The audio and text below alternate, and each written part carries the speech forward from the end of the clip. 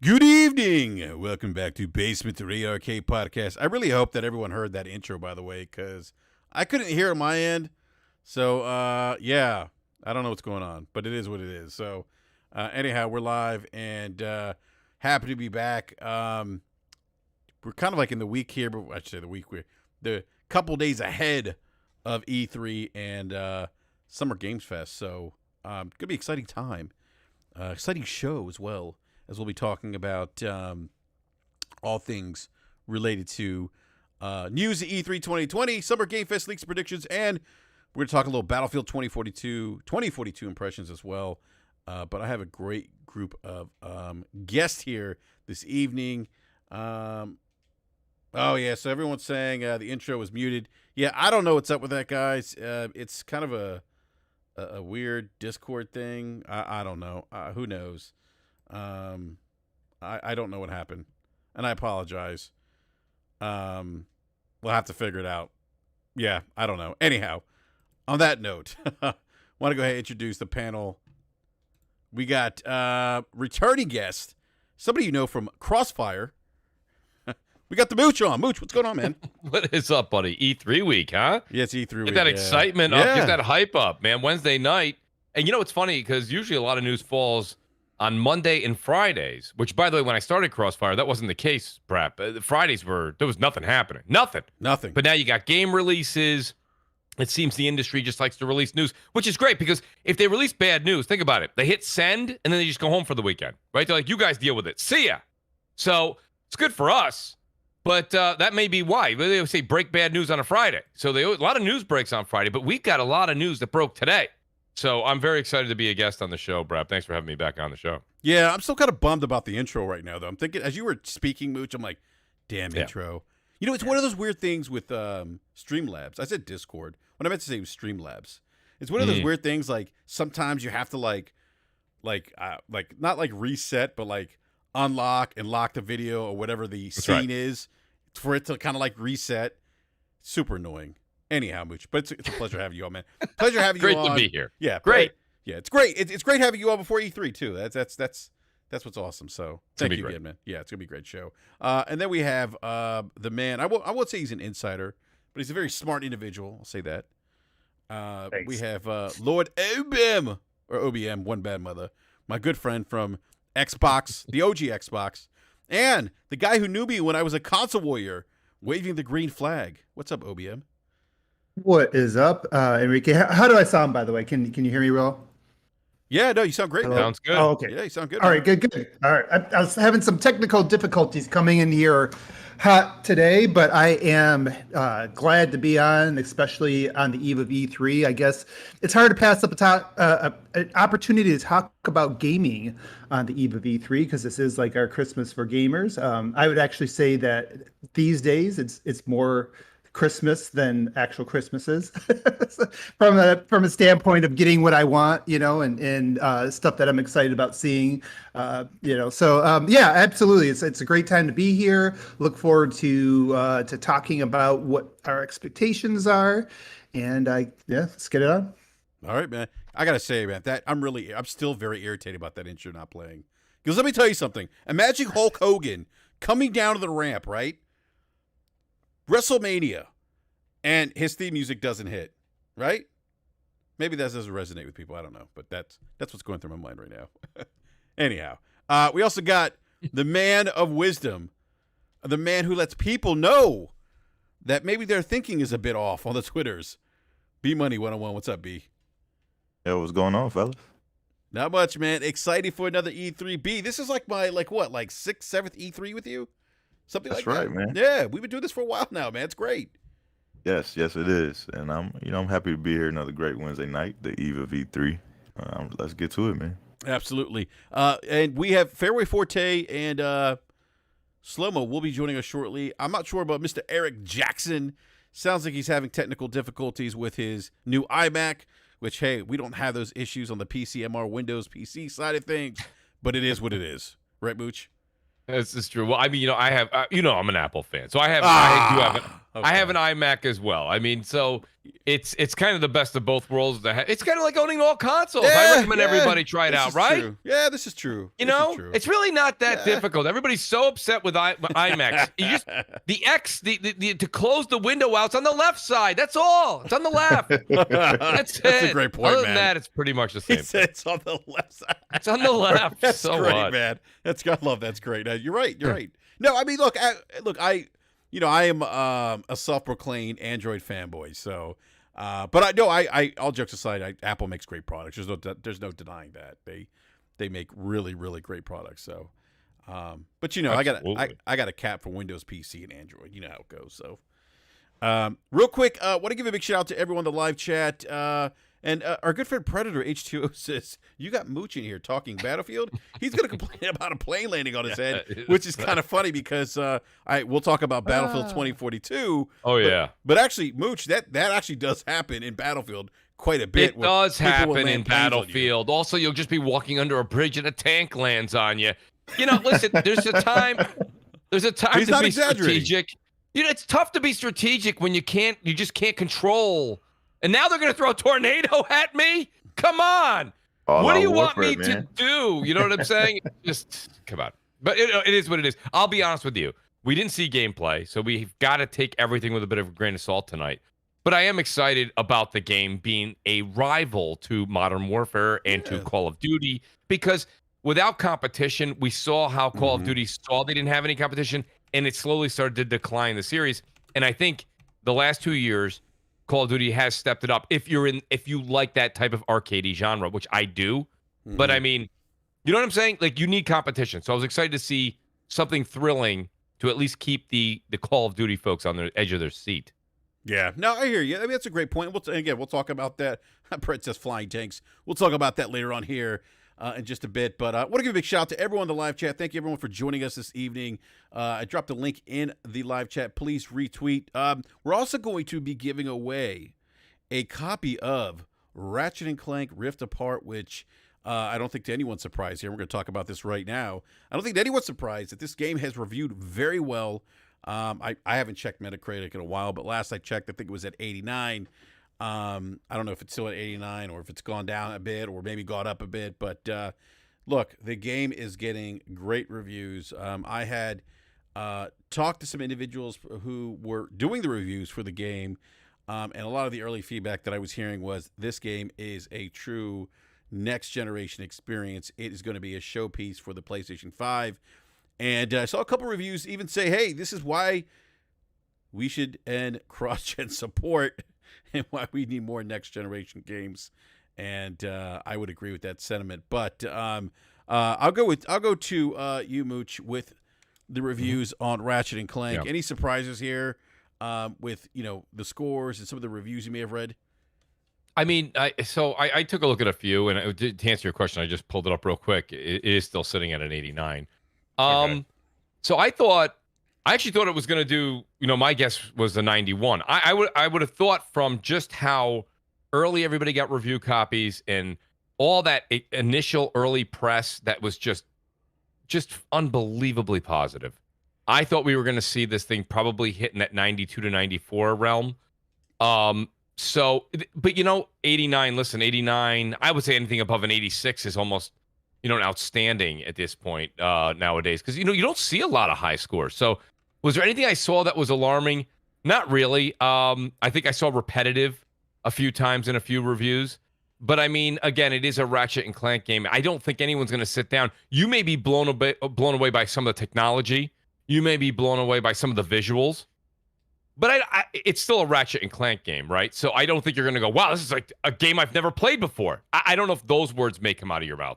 But, I think this game is going to be, it's a lot of fun. And, man, it's perfect time to drop this just before E3, right? So Sony doesn't have an official E3 yet. They're probably going to have something towards the middle end of summer, they're saying. That's the rumor anyways.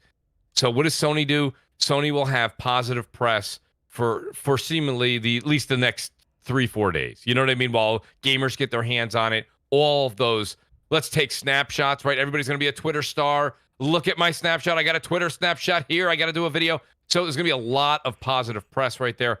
I think that, look, and we'll get into it, BRAP, but we talked about this a few episodes back on BRAP, and we talked about it on Crossfire.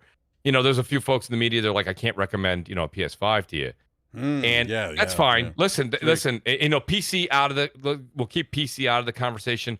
Just console-wise, I think as a PlayStation 5 owner or as a, gamer these days, to see what Sony's put out from November till now, I don't see how you wouldn't recommend a PlayStation 5 to certain folks. I think they've done a decent job with their collection thus far. So this just adds to it. I mean, I'm still playing Returnal nonstop. I was playing just now.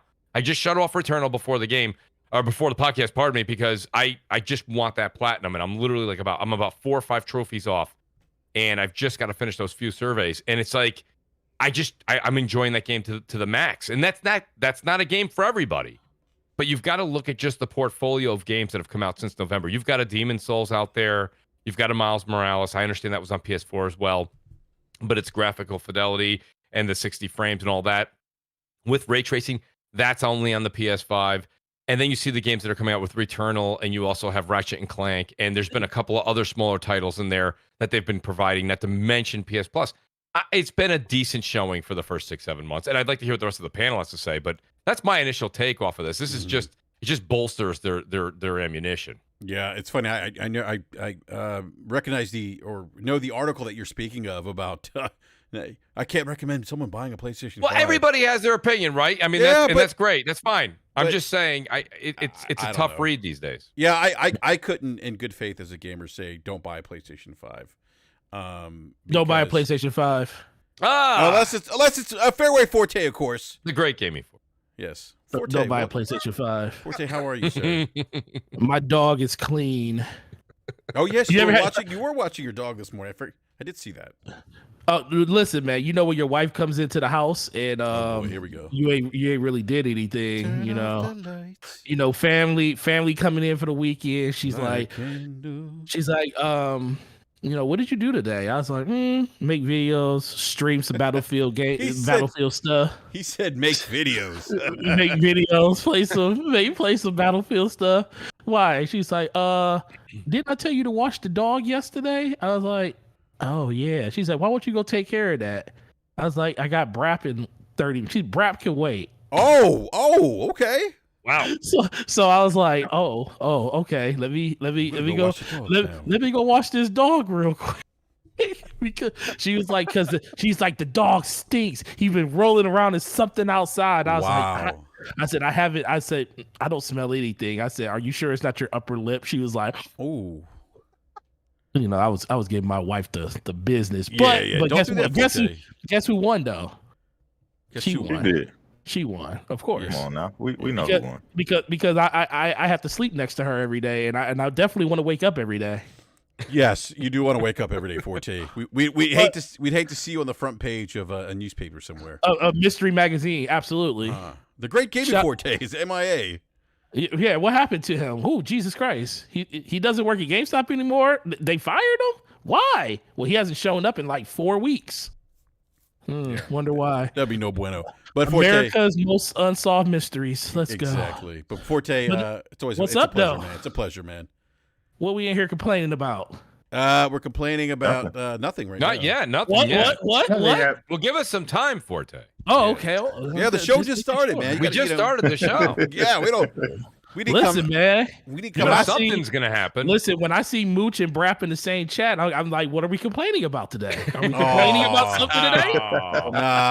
That could be any news show, right? Listen, that's just a dig. That's slant. I was watching SNY before well, this was yesterday. I was watching. That's a Mets channel paid by the Mets owners, and they're complaining about the Mets. Listen, it is what it is. That's just the world we live in. Sometimes, man, you gotta speak the truth. Oh my goodness. All right. Man, it's good. It's good to see you guys here, man. Super excited weekend. Weekend's almost here, y'all. Let's go. It is. It's almost here. It's almost E3. It's Summer Games Fest. So, Forte, we are talking about the reviews for Ratchet and Clank Rift Apart. And what is it at? 89 still? 80. I think it's 89 Metacritic. I think Mooch pulled it up. Yeah. So. So Mooch just kind of give his thoughts about it. We're talking about how There's some journalists out there said they won't recommend anyone buying a PlayStation 5.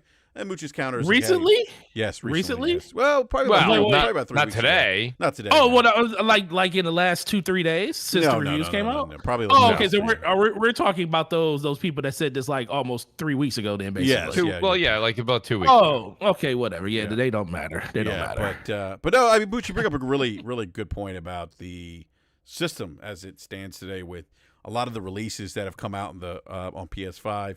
They like even today or this on Friday. I shouldn't say today, but Friday of this week. Not only is Ratchet and Clank releasing, but also the Final Fantasy VII PlayStation 5 version of that game is releasing. I believe Guilty Gear's also releasing. So Guilty Gear came out yesterday. Oh, yesterday. I'm sorry. Yesterday. You're right, B-Money. You're right. It's pretty good. Yeah, it is pretty good. B, did you pick it up? It's pretty good. I haven't received mine yet, but I got the Ultimate Edition, so it should be here tomorrow. You don't want to play against me, B. Just would it be fair, bro? Would it be fair, man? Oh Lord, here we go. Do you have the game, BRAP? No, you know he don't got it. Do you got the game, BRAP? No, I'm planning on getting it though. But no. I'll if you I'm planning on getting it. But I'm just saying, B. Can we set up this? Can we set up this bout now? Can we set up this engagement now? Look, man, I got a bunch of stuff to get through first, man. And, got a backlog. You know how it is, right, B? Yeah, I know. The backlog that name has been copyrighted by Eric Cuts for the win, so you can't be using that no more. That's true. Yeah, that's been backlogged. Great Eric Cuts for the win. You can't be disrespecting her and Char. Yeah. Hey, that's theirs. Big shout out to Eric Cuts and Char, by the way. Great. They do a great show. So, that's right, B. I mean, Guilty Gear and then Final Fantasy 5, Final Fantasy 5. What am I talking? Final Fantasy 7. For PlayStation 5, which I actually had the pleasure of playing on my PlayStation 4 Pro when it came out. I couldn't wait. I think Eric waited, and is going to be playing it this weekend. So, facts. Yeah, definitely great. What a great remake. So, although some of the Final Fantasy 7 purists don't care for it, but I love it. I thought it was excellent. So, we're gonna. OBM, you don't own a PlayStation 5, so you can't partake in this conversation. I'm still waiting. I'll be able to tell you a lot more. A little bit, OBM. I'll be able to tell you a lot more in the year, 2022, maybe around this time next year. You might not get a PlayStation 5 till 2042. Yeah, I mean, Yeah, that's true. That is true. There? So, you know what? PlayStation will probably be streaming before I can find one of their consoles. So. But in terms of Ratchet, OBM, how loud is your mic right now? Oh, why is it really soft or is it too loud? You are loud. Yeah, you were a little loud. You're good now. I think you're good now, though. All right, just turn it down. How do I sound now? Oh, you sound. Oh, thank God. Turn it just a tad tinch up a little bit. No, he was perfectly fine the way he was just there. No, he was not. Gaming Forte.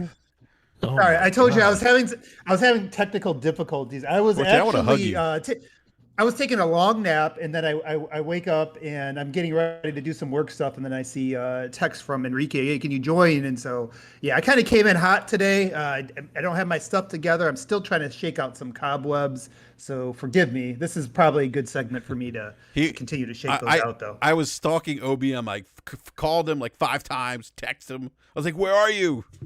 So, no, I appreciate you coming on. I was like, who the hell is this? I was like, No, I appreciate you inviting me last second. No, I mean, the only opinion I really have at this point, Ratchet was actually one of the first games besides Demon's Souls that, made me feel like, that I really wanted to try to be a little more aggressive picking one up now. I have plenty of backlog. I'm backlog like everybody else, so it's not like I'm hurting for getting the system like today versus 6 months from now or whenever one of those pops up. But I think really the scores with Ratchet are kind of non-news. I think everybody was expecting them to score really, really well, and at this point in time, I think Insomniac. I'm going to say that they are the best studio Sony has right now. If you look at with everything they do in terms of just pure efficiency with quality And so a really, really high score comes along. It's what everybody expected, and you kind of move on. I think it only would have been a story to me if it came in low, so or average even. So I mean, yeah, I think everybody expected as much. It looked like a high quality game since they first showed it. I think most people know what what the gameplay loop for Ratchet is. And adds a little bit more on top of it, and it looks a lot prettier than anything else that we've seen so far this generation, and met everybody's expectations, which is obviously a positive, and you just keep moving on. And I guess now we just wait to see what they do with the next Spider-Man, right? But yeah, it's definitely. I think at this point in time, really the only story about Insomniac is are they now the Sony's best studio, which I think they are. They've been Sony's best studio.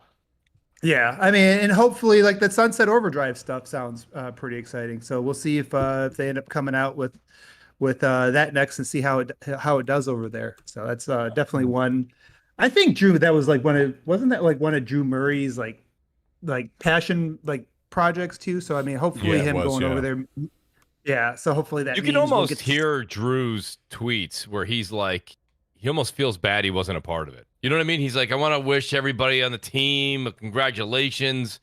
I wish I was there. Yeah, I mean, it was his home. Wish I wasn't at Microsoft. So. I wish I wasn't lunching. Yeah, I mean, you can almost. I'm joking. Look, I kid. He said it. If you read his tweets, he's like, it was. I love it. Congratulations. I could have been here. I could have added something. And it's like, I could have been here. I could have added. Yeah, could have done something. It's funny you say that because you could, not that he's upset, but I could see that he wishes he was there. Like I get it. I got news for you. I would literally, no joke. If I was Drew, I'd be like, listen, guys. I mean, what do I got to do to get my name in the credits? Huh? Come on, old time's sake. Right? Come on. Throw me in. Everybody skips through him anyway. Come on. Yeah, no one's gonna show my family this. No one's gonna know. Just put me at the end. Very small. Come on. Very small letters, right? Are you telling me he didn't even get on as a tester or anything at the end? He had to do something. Hey, he should have QA tested the game then. Throw his name in there. I'm sure he did. He should have QA tested the game. Not bad. That's great. But shout out to Luca. Luca's here. Oh yeah, hey Luca, what's going on? It's a pleasure to see Luca. Big shout out to everyone in the live chat, by the way. Again, please hit the like button. This is awesome. Yeah, remember we're doing a giveaway, and I haven't figured out how I'm going to do the giveaway just yet. Maybe trivia? I don't know. What do you think, Forte? Yeah, trivia is always good. We could do it. What you want to do it around? We could do it around. I don't know. That's a great question. That's a great question. Do it around Battlefield and how people had to wait 1 hour for a trailer. Yeah, that was interesting. All right, so we'll get to that here in a sec. B, any thoughts? We'll just say to the panel. Any other thoughts on Ratchet and Clank? I'm assuming day one for everyone, minus OBM. Sorry, OBM, because you don't own a PlayStation 5. OBM, you could borrow my PlayStation if you want to play it. It's awful. All right, I'll swing by Forte. You guys everybody by now knows Forte is my neighbor, right? Or basically, he's. Don't you want to be my neighbor? So, I'm getting. I just got done with my man cave. You'll have to bring your PS5 over when I throw up the I'll bring it up time because Gaming Forte's got his RGB lights ready to go for that man cave. I saw that. Yeah, Forte. I like the RGBs, man. Oh, wait till you see it. I have one more piece to still do before I show it off. I thought I saw. We gotta see some pictures of that or something. You said what? I thought I saw a swing in the background or something. I'm pretty sure that Luca doesn't want to play Ratchet and Clank. So if Luca wins the BRAP giveaway, Luca, you know to send the code to. You know what I'm saying? And Mooch, I will say, Mooch, since you are a panel guest this evening, I know I'm exempt. You're exempt. I'm Drew Murray from the credits. Oh. I'm out. Just log in under your alias. That's not fair. Yeah. Real quick. Fair. Eric Jackson's in the house. We got EJ. What's up, EJ? What's up, E? Not much. What's going on? What's going on, E? Respect the podcast in the house. Yeah, E. So we're talking about Guilty Gear. B's ducking me again. You know how it goes. We'll get into it. You know how it is. Jesus Christ. We all know that's not the truth. Enrique ducking be like low ceiling fans. All right. It's great to see you, man. What are your thoughts on Ratchet and Clank? That's what we're talking about right now in the reviews. My thoughts are pretty much what everybody's thoughts is. That fire's coming in hot. Woo! Yes. And now, Insomniac shining, man. do you think that? Do you think they are? Because I think everyone in the panel agrees with this. I think the panel does agree with this, that Insomniac is Sony's best first-party studio right now. Insomniac is the Ricky Williams of Sony's stable of Ricky Williams. Which Ricky Williams? Which one are we talking about? Early Ricky Williams or Miami early Dolphins? Ricky Ricky No, I'm Williams. talking about Miami Dolphins. 70 my- carries a game, Ricky Williams. Oh, that Ricky Williams. We're gonna ride. We're gonna ride Ricky. We're gonna ride until the wheels fall off. My God. We're gonna ride Ricky right into retirement and weed smoking. Oh, I thought you were talking about Ricky Williams from the Saints. No, nobody knows that Ricky. No, Williams. no one remembers that Ricky Williams. Okay, that Ricky Williams. I'm not gonna lie to you. I was with Forte. That's what I thought you meant. That's what I thought he said. First thing I thought about. That's what I thought he meant. That's dude. what I had to No, but ask. he's talking about what Ricky Williams? he's talking about I got Ricky Ricky Williams. Williams. He came out of college. He was fired. No, he was I'll beat- say that. I'll say this. You want that third down, you hand it off to Insomniac. Yes. Oh, wow. Yeah. Not Naughty Dog? Third down. What? Yeah. Not Naughty No, Dog? Naughty Dog is the deep threat because they take a while to get downfield, but then when they get downfield, Okay. it's gonna So outjump Naughty, everybody. so Naughty Dog's Randy Moss. yeah, For Throw sure. it up. For sure. All right. That's and, Randy Moss. and then all right, Jim and Ryan. what's that? I said who's Jim No. Ryan on the Yeah, team. and then 343i is the entire New York Lord. Jets organization. Oh, right. Jim Ryan is Bill Belichick on the sideline. Yep. The hoodie. The hoodie. Bummy Yes. sweatshirt. Oh, okay. Hoodie. Bummy sweat. Well, yeah, he do He's have got a a- Boy, come on, Forte. You know he was He not did, about to yeah. win any fashion contest. No, He was not. no. He cuts those He cuts those shirts up like Bro, paper. Yep. he's just waking up. He sleeps on the couch. Those are his pajamas. That's what you're seeing. He goes to work in his PJs. Hey man, look. I'm not mad at him. Hey, Guys long, got 6, 7. long as you get I the went- job done, man. Long All right, as so you get the job done. who is their Terrell Owens? Who? Oh, God. Microsoft's? Ooh, Ooh. T.O. Ooh, T.O. Who's T.O.? I don't think anybody on oh, Xbox can plays like that. I will say no. I will say no. It's going to be Coalition. No, why? I don't That's know. consistency over there. T.O. was consistent. Consistently getting on people's nerves. Well, that too. He's Bonnie. I like T.O. The T.O.'s Bonnie Ross or Bonnie T.O. Ross. from Body Road. No, we can't. Wow. We can't put that. We can't put. You guys that are on. very lucky on the BRAP channel to be able to speak sports for this long without getting booed and hissed from the chat. I know, right? Sports. We can't do that on Sports. Crossfire. We If can't. we get This 3 chat minutes is in on very- sports and They're very specific about Yeah. what they want from you, Mooch. They're like, we Well, come look, here Yeah, for right. this. Mooch, Sports. they just do won't get let- They won't upset. let sports happen. Mooch, Look, as look, man. a reoccurring guest of Crossfire, which goes live every Friday night at 7 p.m. Eastern time. I Great like that plug. Yes, thank you. Great plug. Did you say reoccurring guest? You might as well Yes. just be a panel Yeah, member. you're at a this panel point, Yeah, member, bro. bro. I completely agree at that You're point. not but no reoccurring what guest. it is BRAP is not necessarily tied to it, so that way the missus doesn't get upset that he's tied to another podcast. I think It's all an illusion. Jedi mind trick, sir. Mooch, I think Brad does all these podcasts to avoid B money. This is definitely a I can't make it to play You this know game, what? B. I gotta be on a podcast. Truer words have not been spoken. B hits me. B sends me an invite on PlayStation 5. I just turn off my PS5. My bad, B. I do a console update. Stay in the offline mode. As soon as that, every time that free copy of NBA 2K21 updates on his Xbox, he's like, doop, turn off. Yeah. Real quick, I want to grab this super chat real quick from X Abbott. $5 super chat says Drew Murray is in the credits. He consulted on developer lunch tweets. Oh Lord, Oh my goodness, that was pretty funny actually.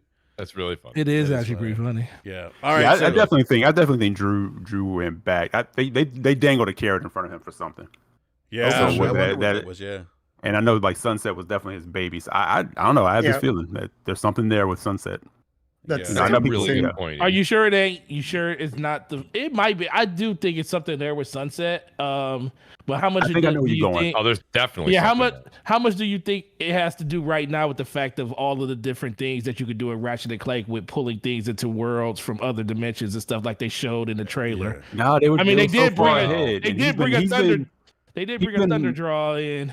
Yeah, but he's been sitting like a fan, like Mooch said when I came in. Like he's been sitting like kind of like watching, and kind of praising like what's going on with that. Yes, I mean personally, I don't think it was anything. I know people were kind of throwing out there like, "Oh man, what's going on?" They threw something at him that was just too sweet to pass up. You know, I think, like I said, you know, I really know he loves Sunset as like his baby. I'm pretty sure he would probably like to see that, you know, come through in another way. And honestly, it could be a twofold thing. It could also be a little bit of Resistance also, because they've been teasing that a lot. Yeah, they've been teasing Resistance. But there was something recently that came out. Yeah. Whoa, hello, Slow-Mo. Hey, Slow-Mo. No, you can't just come in here and just start talking. Hello, Slow-Mo. How are Slow-Mo, you? what's up, man? Yeah, I can. I did. I just came in. Well, we just stopped you. So hello, how are you doing? How's the kids? How's the family? How's your wife? Everything's great. How are you doing? How's the solar panels on top of your house? How you doing? How you doing? They're currently not drawing any solar because it's dark now. But yeah, they're great too. Oh, okay. Well, congratulations and welcome to the annual episode of the BRAP podcast. We missed that you was like here, low key shade. That was slow-mo. That was classic. That was classic backslap, by the way.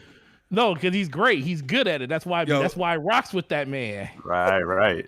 Yeah. Hey, Slow-Mo, real quick. So we're doing a BRAP giveaway. We're doing a Ratchet and Clank Rift Apart giveaway, and we want to do trivia. But you would like to master your trivia. So, Can you just give it to me? You can't do that. No, can't do that. No, you're a panel member, sir. Sorry. All right. Well, I tried. Cool. Yeah, I'll come up. You want like a Ratchet and Clank related trivia question, or just something Insomniac related? Maybe something Insomniac related, I guess. Yeah. All right. I'll get you one. You want it by the end of the show? Yeah. Drop it in the BRAP DM, Twitter DM. Cool. The question with the answer. Yeah, let's do that. All right, so that's what we're gonna do. I'll do that. All right, cool. Real quick, I was saying that I think it was Colin Moriarty that came out and said that Insomniac pitched Resistance 4 to Sony, and Sony rejected it, and under the grounds that there's been too many post-apocalyptic games, themed games in their portfolio right now. And so it's not like a never, but probably just not right now, considering The Last of Us is post-apocalyptic.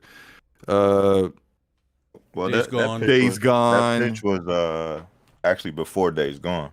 That was actually in 2011 is when they pitched that. Wow. So okay. So that maybe they've changed their mind since then. Maybe Colin's got some old news, and things are different now. Because clearly you bring Drew back, and Drew he directed lead director for 2 of those Resistance games, lead director for Sunset Overdrive.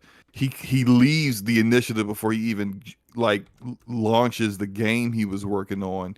He went back for a reason. There's got to be something that's very personal to him, something that he feels strongly about, and it would make sense to be something that he helped create.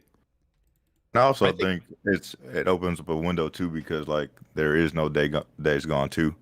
Like we know they're working on a new IP, and I'm gonna guess that it's probably not gonna be a post-apocalyptic game. So like that kind of opens up a window for where Resistance could come back. Yeah, and we know that they are trying to focus like on the multiplayer stuff too, going forward. So that also opens up another window for them. Yeah, and they have a window for an FPS. Yep. Yeah, they don't really have a first-person shooter at the moment.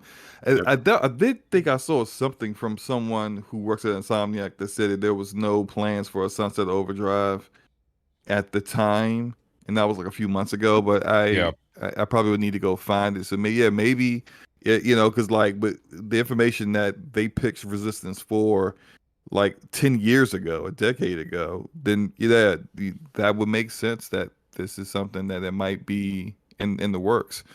I kind of personally would hope it would be like a Sunset Overdrive remaster and with a Sunset Overdrive 2, but maybe that's just me. That's a good point. All right. Give me a sec here, guys. Hold on just a sec here. Yeah, I was like, wonder what is the recap? No, my kid just walked in. Hold on just a sec. Okay, cool. I'll say this much just to add to it. I mean, Slow-Mo, you make a good point, and I think everyone on the panel just went roundtable, and we all say that it's either a Resistance or maybe it's a Sunset Overdrive. I think that definitely played a major role. I'll say maybe 60 to 70%. But when you see Drew tweet, and I hate to keep putting words in his mouth because this is what this is how I convey the tweets. He just, I'm back. it was just a company where it seemed like he didn't want to leave. You know what I mean? Like he was like, I left. And he says it all the time. He's like, this is the family I've always been with and I created with, and I'm so excited to be back. So, and that's not by any means a bash experience, right? But that's right, exactly. But that's not a bash at all on the initiative at all. Because listen, when you've worked so much with certain people, especially when you're talking about developing, right? And you guys could probably speak to this even better than me. But when you're developing, that is just a family. You're with them more than you're with your own family. So you create this bond, and when you make games like Ratchet and Clank and Sunset Overdrive and Resistance and these other games they've come up with, and you see that they do very well, and they have such a fan like attraction to these types of games, that builds this family, this kind of unity that they have at that particular developer, and I think that's why he ultimately, that combined with the fact that probably you're right, whether it be a Resistance or a Sunset 2. Whichever, which was definitely something he'd put a lot of time and energy and effort into in his younger career.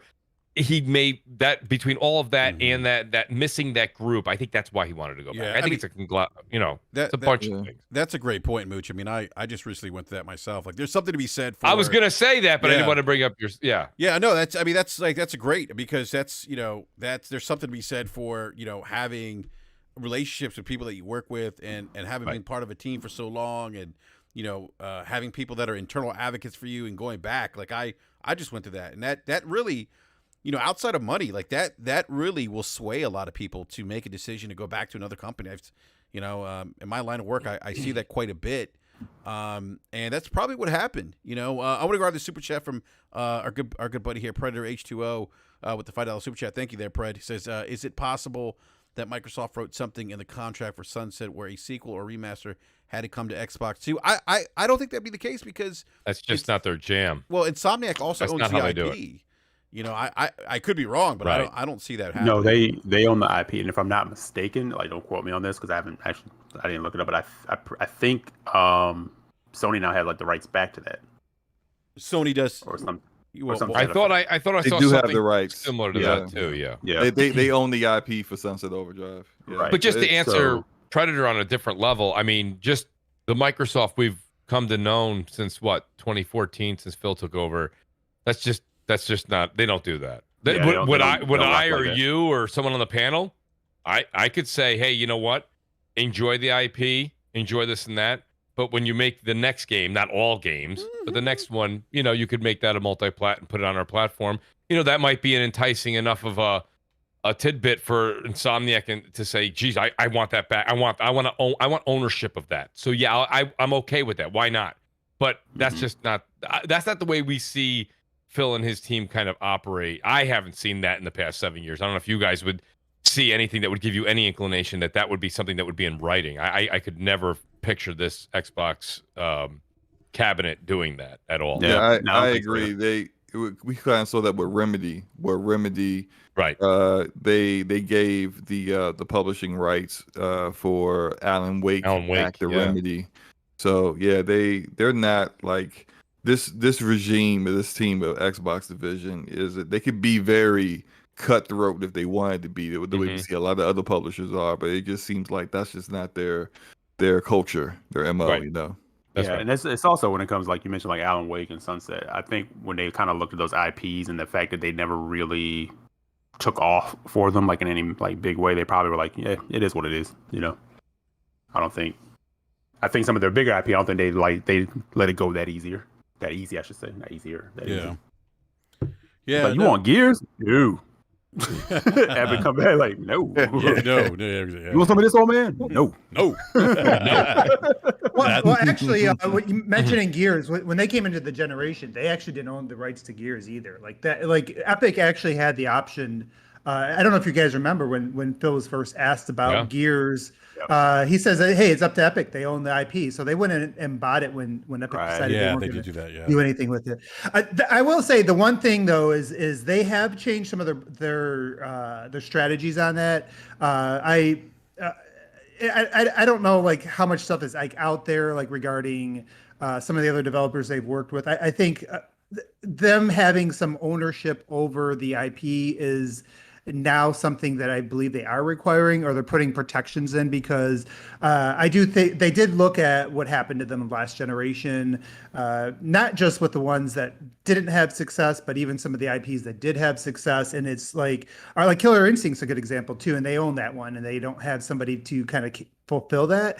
So right now, like their strategy is like, hey, if we're going to put money into something, if it does do well, we want to be in a position to be able to capitalize on that and not, be facing some of the same things they were before. So, obviously things change over time, but at that particular time, you guys are right. Like they were not really protecting themselves. And I think that's probably how they attracted Insomniac. They may not have even got that second party partnership if they would have put in those stipulations that they owned the IP. So it's kind of give and take, and it didn't really sell for them. So I think that's why there was no Sunset 2.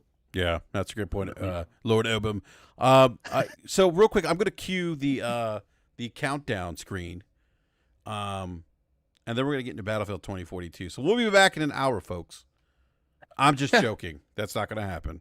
I will say this as we segue to Battlefield 2042, and Forte had some great points about this earlier. I got to say that the countdown for Battlefield 2042 was a little, I don't know, underwhelming. Yeah.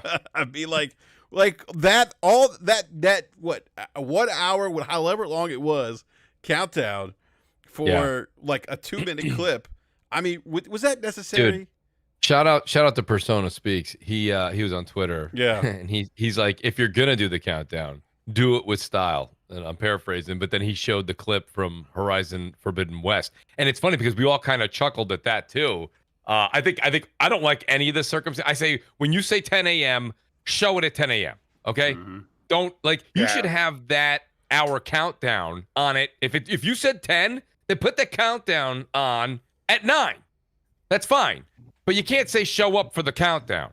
People have shows, people have schedules, right? That's just you don't show up to BRAP on Wednesdays at 9 p.m. and he counts down till 10 p.m. I mean, what is that? So my point is that Crossfire, Mooch, and see what happens. Yeah, we'll try it out Friday, see how it works out. Start at 8 o'clock. Start at 6 o'clock, right? But I got to tell you, I think that if you're going to do the countdown, please do, at least with Horizon Forbidden West, did it give us some imagery. That was awful. That was atrocious today to have people sit there and two things, actually, BRAP. You had a 59 countdown in very, very bland countdown. And then I thought, and if I'm wrong here, guys, panel, please tell me. I thought we were going to see a little bit of gameplay today. I thought something. So. Yeah. I thought so I didn't think we were just going to get, just a trailer, like an advertisement, a CGI. I don't know what it was. But yeah, but I want to hear what the rest of the panel say. But that countdown was something else. That caught me off guard. Yeah. I was definitely annoyed with that. I was extremely annoyed that it turned out that we weren't going to see gameplay. And it was a 4-minute trailer with literally not 1 second of gameplay in it. I'm just like, how have you not realized that this is not how you should be revealing games? Like, EA always seems to be just behind what everyone else in the industry has already figured out. And before we get deep into it real quick, I just wanted to make sure that people notice my name and that people notice that Ratchet and Clank Rift Apart was developed, had a high Metacritic score, and will probably sell extremely well with no crunch whatsoever.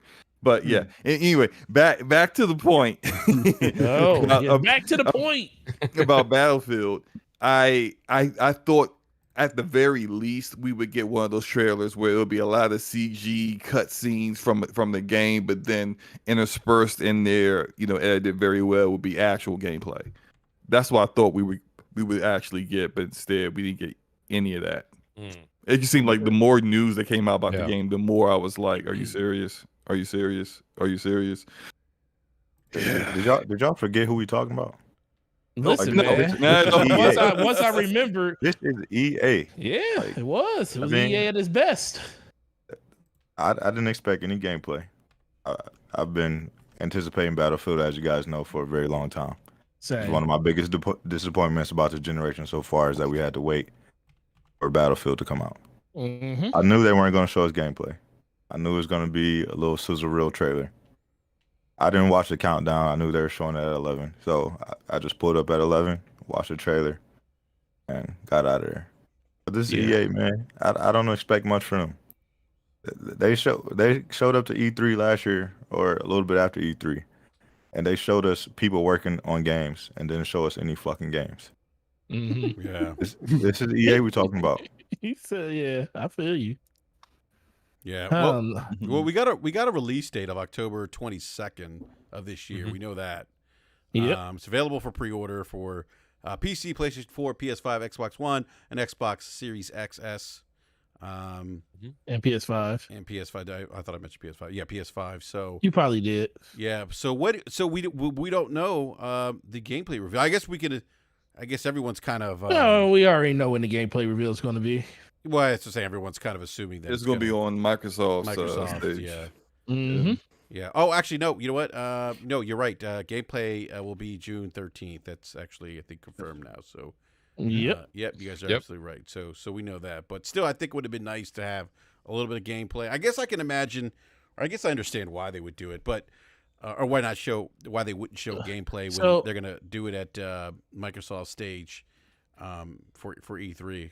So yeah, well, that's why I was a little like, I'm not gonna lie, because I was a little hard on it earlier today, just because like I love the announcement because I love Battlefield and there is nothing EA can do kind of wrong for me, especially when it comes to a modern style Battlefield game. The trailer itself was amazing. It was incredible, but that's what DICE does. So it's nothing out of the ordinary for me. When I was thinking about the way that this was put out was more for the people that aren't kind of plugged. Even I'm as plugged in as I am, I wasn't really thinking about it being like, oh, it's going to be just a trailer. Even though in my mind, now that I think about it, like B just said, this is EA. You knew it was going to be a trailer. And I think just the whole hour build up to it, like I didn't watch it, but it's just the fact that I know it was there. I know people that, were watching the build up and getting excited just off of the build up of the trailer by itself. So I think if they would have just not done that and just dropped the trailer in general, a lot of people would have a different perspective on it. But I just think all this does is it makes it so they have to show out even harder at E3 on the 13th with Xbox. Now we're going to get more information throughout the E3 stage. They're going to show more at EA Play. So what they show at Xbox isn't going to be the final product of it. But I do think there's a lot of stuff that they have to really convince people of, because we haven't even gotten to it. Like, we got the price, we got no campaign. So you're basically telling people like, yo, multiplayer is it. And you have to really show out for the price that you're trying to get people to pay, on top of, combat some of the negative thoughts that people have by it just being a trailer when they were kind of hyping themselves up for it to be more, which is a consumer fault, but I don't think they did anything to kind of just say, yo, this is just a trailer. Don't get super excited for just a trailer. We're going to show you more on this day. But that's kind of how I think about it in general in the beginning. I think what it comes down to too, and I know that B Money being a fan of the game, I'm waiting and reserving my true opinion until I see what we see on June 13th. Yeah. But there's a few things here.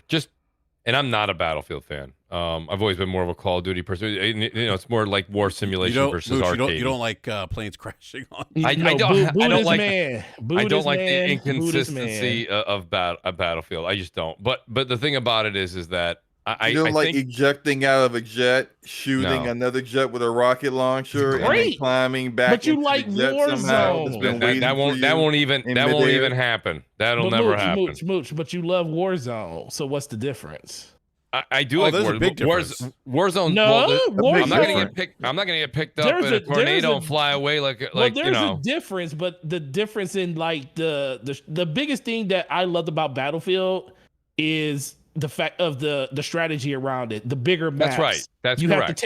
You have to take your time more in those games versus in Call of Duty is Twitch based all day every day. Now Call of Duty kind of changed that formula when it comes to the Warzone gameplay a little bit. You say that, Forte, but when you're in a lobby with 128 people in a multiplayer map in Battlefield, I got news for you, man. We're all twitching away. Okay, not necessarily. I played unless you're hiding behind before. Unless you're hiding behind a hill. No. Unless you're hiding behind a hill or something and you're far away sniping. Nope. Can't agree with you on that, bro. I'd have been in servers with that many people before, and unless you're playing on maps like Metro, where it's completely confined, that's the only time you're playing like that. There's a reason Battlefield is the opening act to Call of Duty. Well, we're not saying. Hold on. We're not saying that Battlefield is better than Call of Duty. Well, we're just saying better. The way you're selling it, to me, Battlefield is better than Call of Duty. To me, right? To me, well, this is what I'm saying. Gameplay, I'm not getting into the critique. Listen, I'm not getting into the critique of it because we didn't see anything yet. But all I'm saying is, from what I saw from the movie trailer we saw today, and the fact that there's no campaign, which is fine, by the way, that's fine. Like anyone who's diehard, that's fine. That's fine. I was okay when Call of Duty did it, so I'm going to be just perfectly fine with Battlefield doing it. But that got on some people's nerves today, right? I didn't see, well, listen. Remember what Call of Duty? Remember what we went through with that? It was 10 times worse. With Call of Duty. That was a 6-month ordeal every week on a podcast. Really was. But I'll speak on that when we get to it. But go ahead. Yeah. But I just my last point here, and then I want to hear what B's got to say, because I mean it's fun to hear it from B and Forte's perspective if they're fans of it. But like from me, I'm sitting here whenever a new Battlefield comes out, and I'm like, okay, sell me. What do you do? What do you got for me? And they're like 128 lobby. I'm like, been there. 7 maps. That's not even a lot. No campaign. All right. And we're gonna throw in some weird weather. Okay. So basically, it's Battlefield. It should have been called Battlefield again. And that's fine. That's fine, by the way, because but everyone's sitting here whenever Battlefield. Is that Call of Duty every year? It is, but Call of Duty comes out every year. Okay, that comes out every year, like a new McDonald's sandwich. Hear me out. That's fine. Okay, a new McDonald's sandwich comes out. You don't grab the family and run. Okay, I do. It's okay, right? I do. But my point is, for that McRib? Battlefield McRibs are different. That's not every year. That's not every year. But my point is like Battlefield, it comes out spread out, right? Every 2, 3, 4 years, etc. So when you have that kind of development time, you should be wowing us. Not 7 maps, the same 128 people, and you reduce something by taking the campaign out. Again, I don't care about the campaign. I'm just saying it seems like it's like everyone's like, yeah, Battlefield, give me that Battlefield. And then Battlefield comes out and it's just like it literally has the high. It's like the Dogecoin on a Friday to Monday. It spikes on Friday and by Monday it's in the tank. You know, it's just the way it is. It spikes and it drops. Listen, how many people are playing Battlefield right now? Not a lot. How many people are on Twitch streaming it? Not a lot. And the same thing's going to happen with this game. I literally think 6 months after it comes out, it'll be a spike and a drop off. And that's just because realistically, you've got to bring something new. And like I think Forte said, Mooch, tell me a little bit more. What did Call of Duty do? Okay, well, they did Warzone. And in case anybody has Twitch handy right now, go ahead on your Twitch app. I believe Warzone is probably in the top 3, 200-something thousand people watching. That's what I'm talking about. Well, that's got longevity. Is that more just because of Call of Duty in general, though? Well, what does it say to the product, Forte? What are we talking about? Because we're comparing. Call of Duty does that even when it's fairly trash game. That's what I'm saying. It's a trash game. That's the product. It is what it is. But I just can't put too much. I'm not caring. Listen, you guys got to remember something. I'm only going back to the Call of Duty thing because Forte said, "Well, what about Call of Duty?" I'm strictly my first segment here is just talking about Battlefield. They had a 4-year gap, or ever how long, 2-year, 3-year gap between the last game and this game. Yeah, and what's really happening? What's really happening with this new Battlefield that you didn't play in the last Battlefield, except for the tornado? A lot. The fact that we got modern combat, which is what everybody wanted for the last decade, almost. Okay, well, Battlefield 4 was modern combat, and it was literally considered. It is literally considered 2013. It came out 2013. And it was considered the best Battlefield game that came out. It just was plagued with glitches and stuff, and people want to see. And now you think the glitches are going to miraculously disappear? Who knows? Okay. Who knows? Well, that's what exactly. But I also so I want to use the who knows button when you guys go. So go ahead. Listen, I also played Battlefield 4. I have a who knows button here too. But I also put over 1,000 hours in Battlefield 4 with those glitches and everything. It was also a launch game when we had nothing else to play. But go ahead. No, there was a bunch. No, it was actually a bunch of stuff to play. It was just that and Dead Rising 3? It actually was better than Ghosts. It was actually, I'll give it that. It actually released on the last gen consoles as well. Yeah, last gen consoles. And this game's releasing on last gen consoles. That's going to be different, though. Actually, I don't know if you guys have heard, but they're actually not going to have, at least the rumors, which everything seems like it's been coming true from the earlier leak. That basically they're not going to have crossplay because the differences are going to be it's going to be a different game on the next gen. So last gen is going to get still have crossplay between like the next gen consoles and PC. And just let the last gen stuff stick with one another. I mean, they can break it out that way. I just don't think crossplay is ready. I'll go with Slow-mo. That's my point. I think you're gonna find a lot of things when Battlefield releases isn't ready, but that's just I'm reserving. That's the DICE Frostbite engine MO, and exactly. Rest in peace to Dizzy, because I know right now he would be in the chat like, shut up, Slow-mo, leave Frostbite alone. Leave Frostbite alone. Yeah, but Frostbite, that's the one game Frostbite does work well on, though. That's why I'm but even at launch, but even then, it launches still don't run good at launch. Yeah. I'll say this real quick. I thought Battlefield 4 was very popular though. Like it I don't know. It was. Like it was a very popular game, and launch title. Yeah, but it's still wait. Even Battlefield 4. I'm gonna say I love the slander Mooch has for Battlefield. I know Mooch. You're slander. I've been fighting this good fight for a long time. Everybody argues with me, and then 3 months after it comes out, nobody's playing it. Mooch, I can tell you, I can tell you've been in the dojo, man. I have been. I just did 700 push-ups for this round. Yeah. Like, what else you got? I've seen that technique before. What? Battlefield runs fast. Call of Duty runs faster. I say, look, B. I want to hear what B's got to say too. But like, go ahead, please. Let me just chime in real quick. Like Battlefield's probably never going to be as big as COD. Like that. It doesn't matter if it's as big as. It just needs to be as good. But it needs to be good. It's better. It's been way better. It's been. It's way better.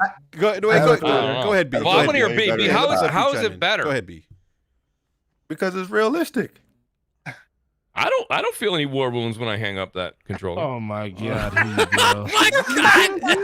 How fast you respawn in real life? Somebody hit reset. I'm just saying. Everybody says that all the time about this game, and I'm just saying, like every time this game comes out, I went through the same thing with Battlefield 5. I went same thing with Battlefield 1. Wait, it's the same thing, and everyone says this all the time. They're like, Mooch, you just don't get the realism. Mooch, and I'm like, what? Mooch, I will say they are different games. One's more of like a Twitch arcade style shooter. Yes. And the other one, but I will say this: Battlefield took me off of COD, and I was me and Eric Jackson and BRAP. We'll be playing Battlefield 2042. We'll be playing this game. Where are we going? It's so strategic. It's so this and that. Ping, dead. What? Wait a minute. That's the same as Call of Duty. It's like you just die. You turn a corner. There's 70 people dead. Okay, here comes a tank. It's riding over on the bridge.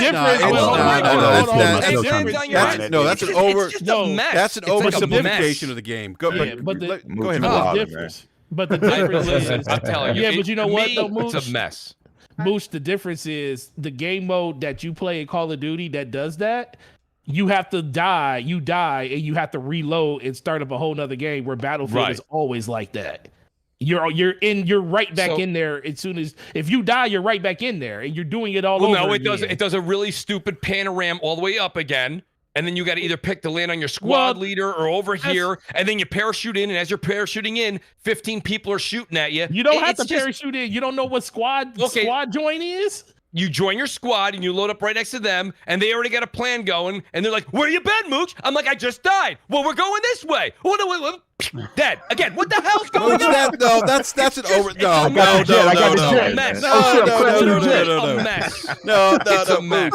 Mooch. No, man. Look. I can't fly this fucking thing. Look. What do you mean? What do you mean? Mooch, grab the defibrillator. You're the heel guy. Shut up. I don't want to play that role. Look, I'm telling you, play that role. Terrible. No, look, I don't want to be that guy. Look, I played. One thing that took me off COD on Battlefield was to be said the realism and the teamwork. Like I I was with a squad. I used to run with a squad. I don't know if you remember this guy, OBM Shiz. If that rings a bell, OBM sounds familiar from the OG Xbox Live days. But I used to run with a squad. That OG in there. Yeah, I was an Xbox Live beta tester, by the way.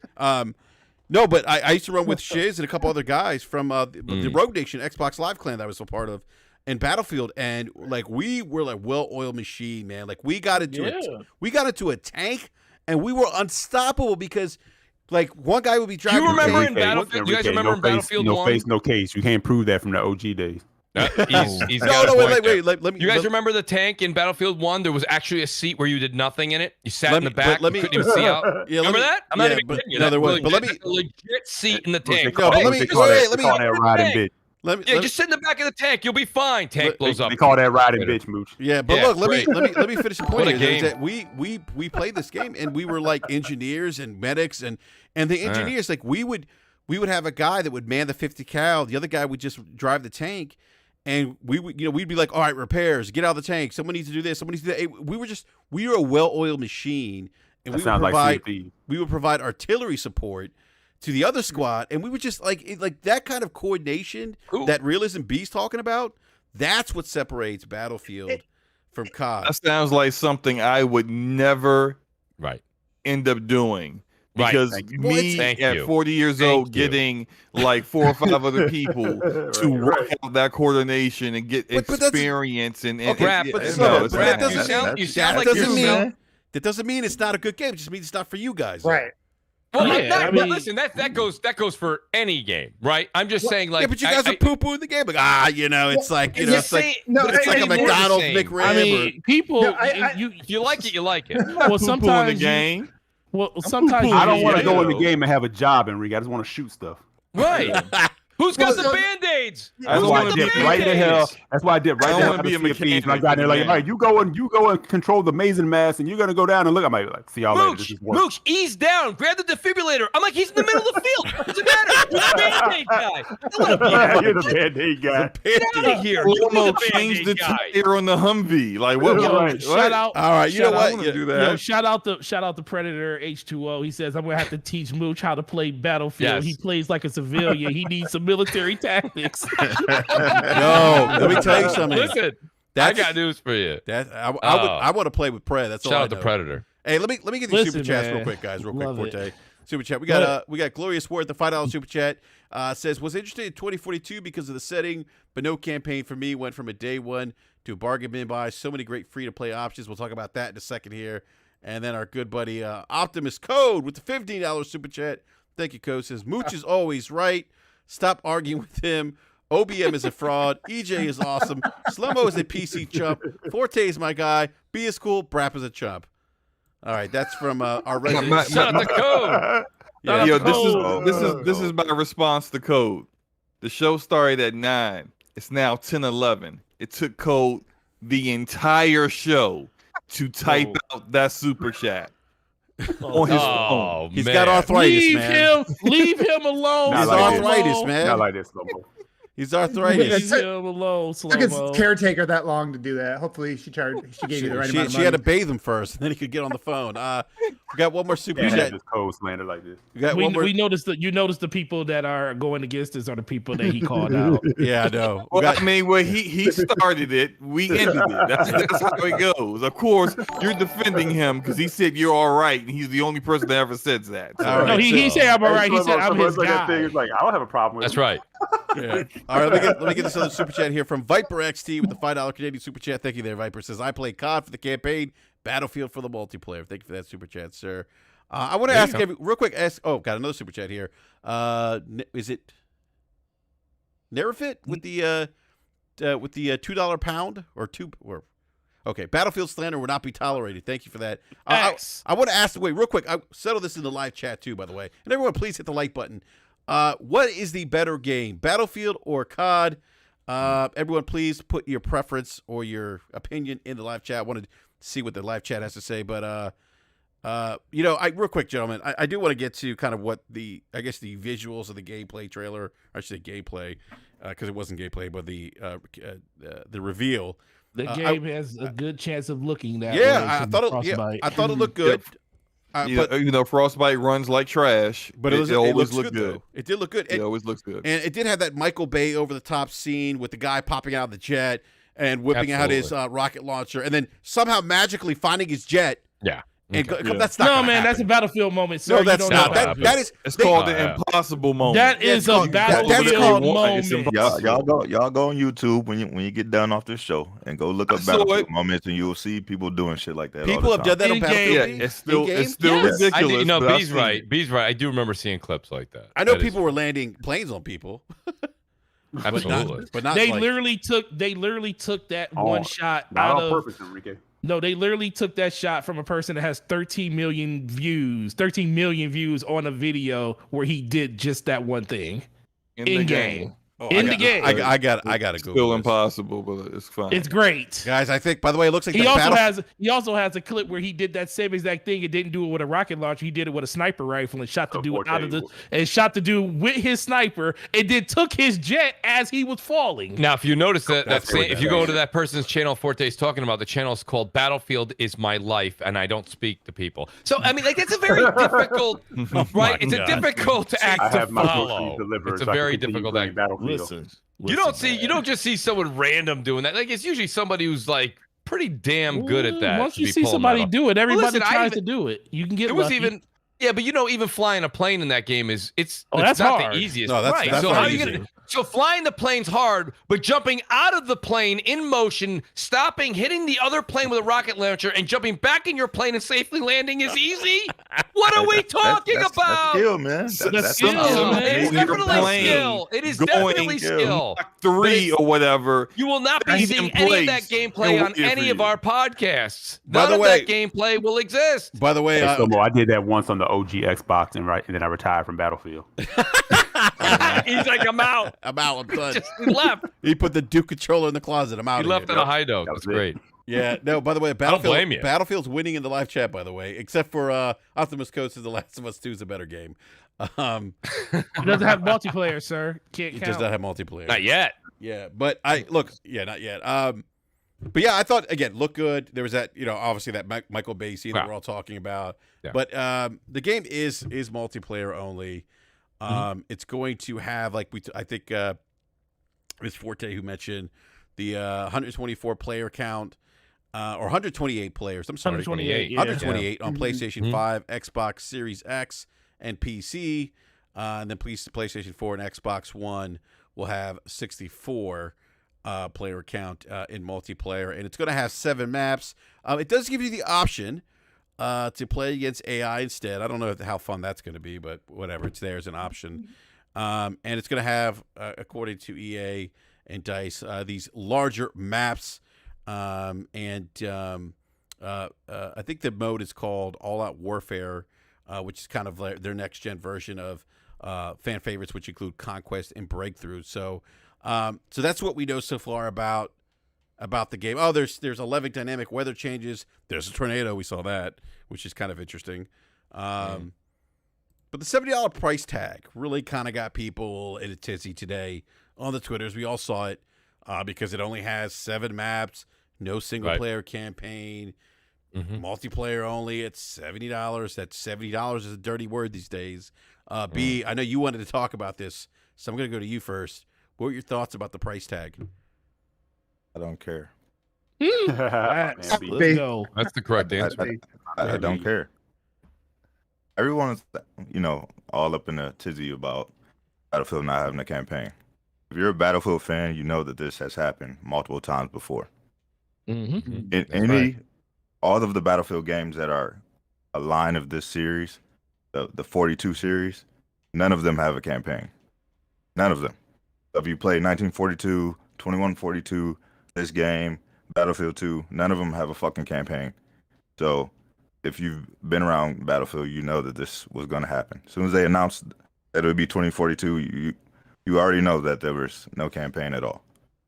It's been the same setup the entire time in the 42 series. So it being $70 is not a big deal to me. That's the cost of next-gen games. It is what it is. I'm there day one.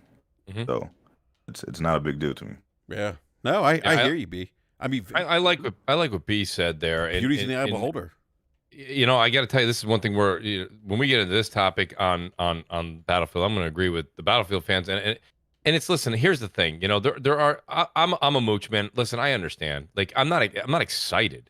I'm not excited about like the $70 tag, right? Nobody is. Like B, would you rather have the game for 60 or 70? He's gonna say 60, right? We all want. I'd rather keep the $10 in my pocket. But here's the thing: when it comes down to it, it's if you want to spend. If you like something, it doesn't matter if we're talking about a video game, pair of sneakers, I don't care, food, it doesn't matter what it is, any service. If you like the product and you're willing to pay it, that is, and it's funny because I saw, shout out to Optimus Code who put a tweet out and said, I wonder if people realize how capitalism works. When you have a storefront, we'll use a storefront for an example. You have $100 in your pocket, walk into the store. You see a product. The product is now being asked for whatever. It's asked for $90. You go, that's overpriced. Guess what? I'm not buying that. People walk out. Eventually, that $90 item will drop because it was priced incorrectly. When you have a product and it's priced, and people walk into the store happily hand over the money for it, and then walk out with the product or service. That's how it works, right? So you have the store who put the proper price out. The individual comes in, pays that. The storefront is now happy for the money they received, and the individual leaves happy with the service or product. Capitalism at its finest. So what B said when he said, I don't care, that exactly is the point here. He is happy with the product. He's more than happy to pay that dollar amount. You can sit there and say that it's kind of BS that they're doing the $70 thing. And don't get me wrong, I'm not stopping that parade. If that's what's going on, that's fine. I understand where they're coming from. But you also cannot get upset at somebody like B or anybody, I shouldn't just say B, anybody that wants to go in and happily pay for something that they feel is worth their dollar. That is something that I cannot tell B. I cannot tell anybody that. It's his money. He feels it's priced correctly, and he can't wait to enjoy that product or service. That is how things work. When things are wrongly priced, you see that the market doesn't stand for it, and then the price will then drop because it was priced incorrectly. The market, the budget, the accountants, they did something wrong, okay? They did something wrong. They figured out something wrong. They went too high. They overshot. But when people, right? Exactly. But when you see games that are $70 that are selling, and you saw Returnal, this is a game that no one knows about. Nobody knew anything about. Most people say it's too hard. It's not worth my time. It's not worth this. It's not that. Okay. It's charted now second and third, respectively, in the United States and the UK. Like, that's saying, and it's $70, and no one's even heard of it. Now you got a Battlefield game? Listen, forget how I feel about Battlefield. Battlefield's still a very popular game, okay? And people are going to pay that money who are Battlefield fans. I don't think that $10 is enough to make them feel this is an improper price for that product or service. That's all I'm going to say on that. I mean, like I said, nobody's wrong for having their feelings on either side, but realistically, you cannot be upset with anybody who's willing to pay for something they feel is properly priced. Right. Yeah, I mean, E, real quick. Let me just go real quick. I've said it before. I've said it all the time when it comes to this whole $70 thing. A just price is subjective. It's in the eye of the beholder. There are games that I won't spend a dime for that people consider to be quality. And then there are games where, like, for example, I've said it before about Final Fantasy VII Remake, that if, I'm glad that, no Square didn't ask me what I would pay for that game, because my price would be, way higher than what I actually paid. It's all about what you value as quality and what you want to play. So anyone going saying, "Oh, it should be $70," and I'm just like, look, there are going to be people who are going to pay that price, and then there are going to be some people who are going to say, for what I'm getting out of this, it ain't worth it to me. And no one's wrong. Right. No, everyone is right for what they want to value in their pocket. No one is broke for saying they don't want to pay it, and nobody is an idiot for saying they want to pay it. So all of those saying that on both sides need to just chill and stop judging other people's pockets. Now that's it. No, it's almost right. Go ahead. That's it. I'm not a big Battlefield fan, so of course, other Battlefield fans may not care for my opinion, but I've always felt this way about shooters. If there's no campaign, I don't really care for it. Now I'll play it because I got EA Play Plus, and I'm pretty sure there's gonna be some people who want to play it, and I'll play it with them. But as far as me playing it solo or dedicating time towards it, that's a negative. There's no campaign. I'm not dealing with it. And that's fine that they, the 42 series has never had campaigns. Well, okay, that's cool. I'm not going to be into it, and that's fine for me. But I think that EA may have made a miscalculation this time when it comes to this. And follow my thought here. It's very similar to how I feel about Halo. You're going to get those like B Money, Forte. You're going to get these Battlefield fans to get your game regardless. It could have been Battlefield 22. It's garbage, and we know it. That could have been the title of the game. They still would have played it. They're Battlefield fans. That's what someone who is a fan of an IP does. Doesn't matter how good or bad it looks, they're going to play the game. The next Dragon Age comes out, and it looks like BioWare can't write themselves out of a wet paper bag. But guess who's going to get the next Dragon Age? Slow-mo, because I'm a fan of Dragon Age. It is what it is. But when it comes to a game that hasn't been out in like 3 years, and you're going up against your competition or other games where they got free things, there's a free entry point. It may have been a mistake to even have it, not have something about it be free when your competition is doing the opposite. And I think because EA doesn't give a crap about any of you guys or any of us, really, they don't care about Battlefield fans. They care about making as much money as possible. So maybe you're not going to get that Fortnite crowd or that Apex Legends crowd or that Warzone crowd who can play those games without having to put down an entry price when you have an entry price to get in the very to begin with from the very start. See, I like where Slow-Mo went with that. And I like the only caveat I would add to his point was everything he said was actually I completely agree with. But I would also add that I was looking for them to say, okay, fine, you don't want to give anything free like a battle royale or anything like that's fine. That's not in your scope. That's fine. But what are you bringing? Okay, and I'm not talking about the fact of a tornado or something like that. What does your game have as far as modes? What are you bringing that's different from the previous Battlefields that may bring in a slow-mo or a mooch that typically would not buy a Battlefield? And I didn't hear about it. I didn't see in any of the because you saw everybody was going off, all the insiders and all the journalists were going off on all the information they had. Nothing really new. The game may still be dazzling, but I'm saying nothing really new there. And then they're also not doing anything free, which is free to play or anything like that. So I'm just adding a caveat. There's layers here. Because the one thing that Slow-Mo said is something that I've been saying on different games, not this one, is that they already, Xbox, PlayStation, EA, these companies, they know their hardcore is going to buy in, right? This is what I was saying about, I think it was Game Pass one time, we said a long time ago. Xbox knows that a hardcore group of people, there's a number that those folks are going to buy it, just like they know they're going to buy Halo, right? They're going to be a subscribe. How do we get the rest? How do we get the people who are not going to subscribe, or in this case, not buy Battlefield? And that's what you have to do. You have to have a mode like a battle royale. I'm really shocked there's not a battle royale. I'm blown away because they dabbled with a battle royale with the last game. So I'm shocked they didn't just build off of it, especially with this new world. Yeah, I wouldn't count that out. I said not at launch. Yeah, and that's okay. I mean, I think you guys all brought up some really valid points in terms of the price and everything, and I do think.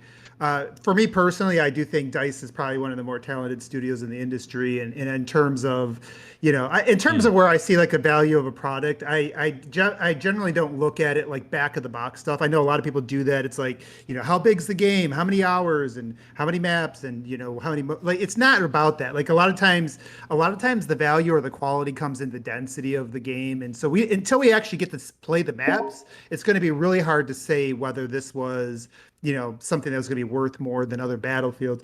The one thing, though, to your point, Mooch, I think this game could win a lot of people, especially those people that have next-gen consoles or high-end PCs that are looking for ways to really show that off, is this game is going to have a lot more scale.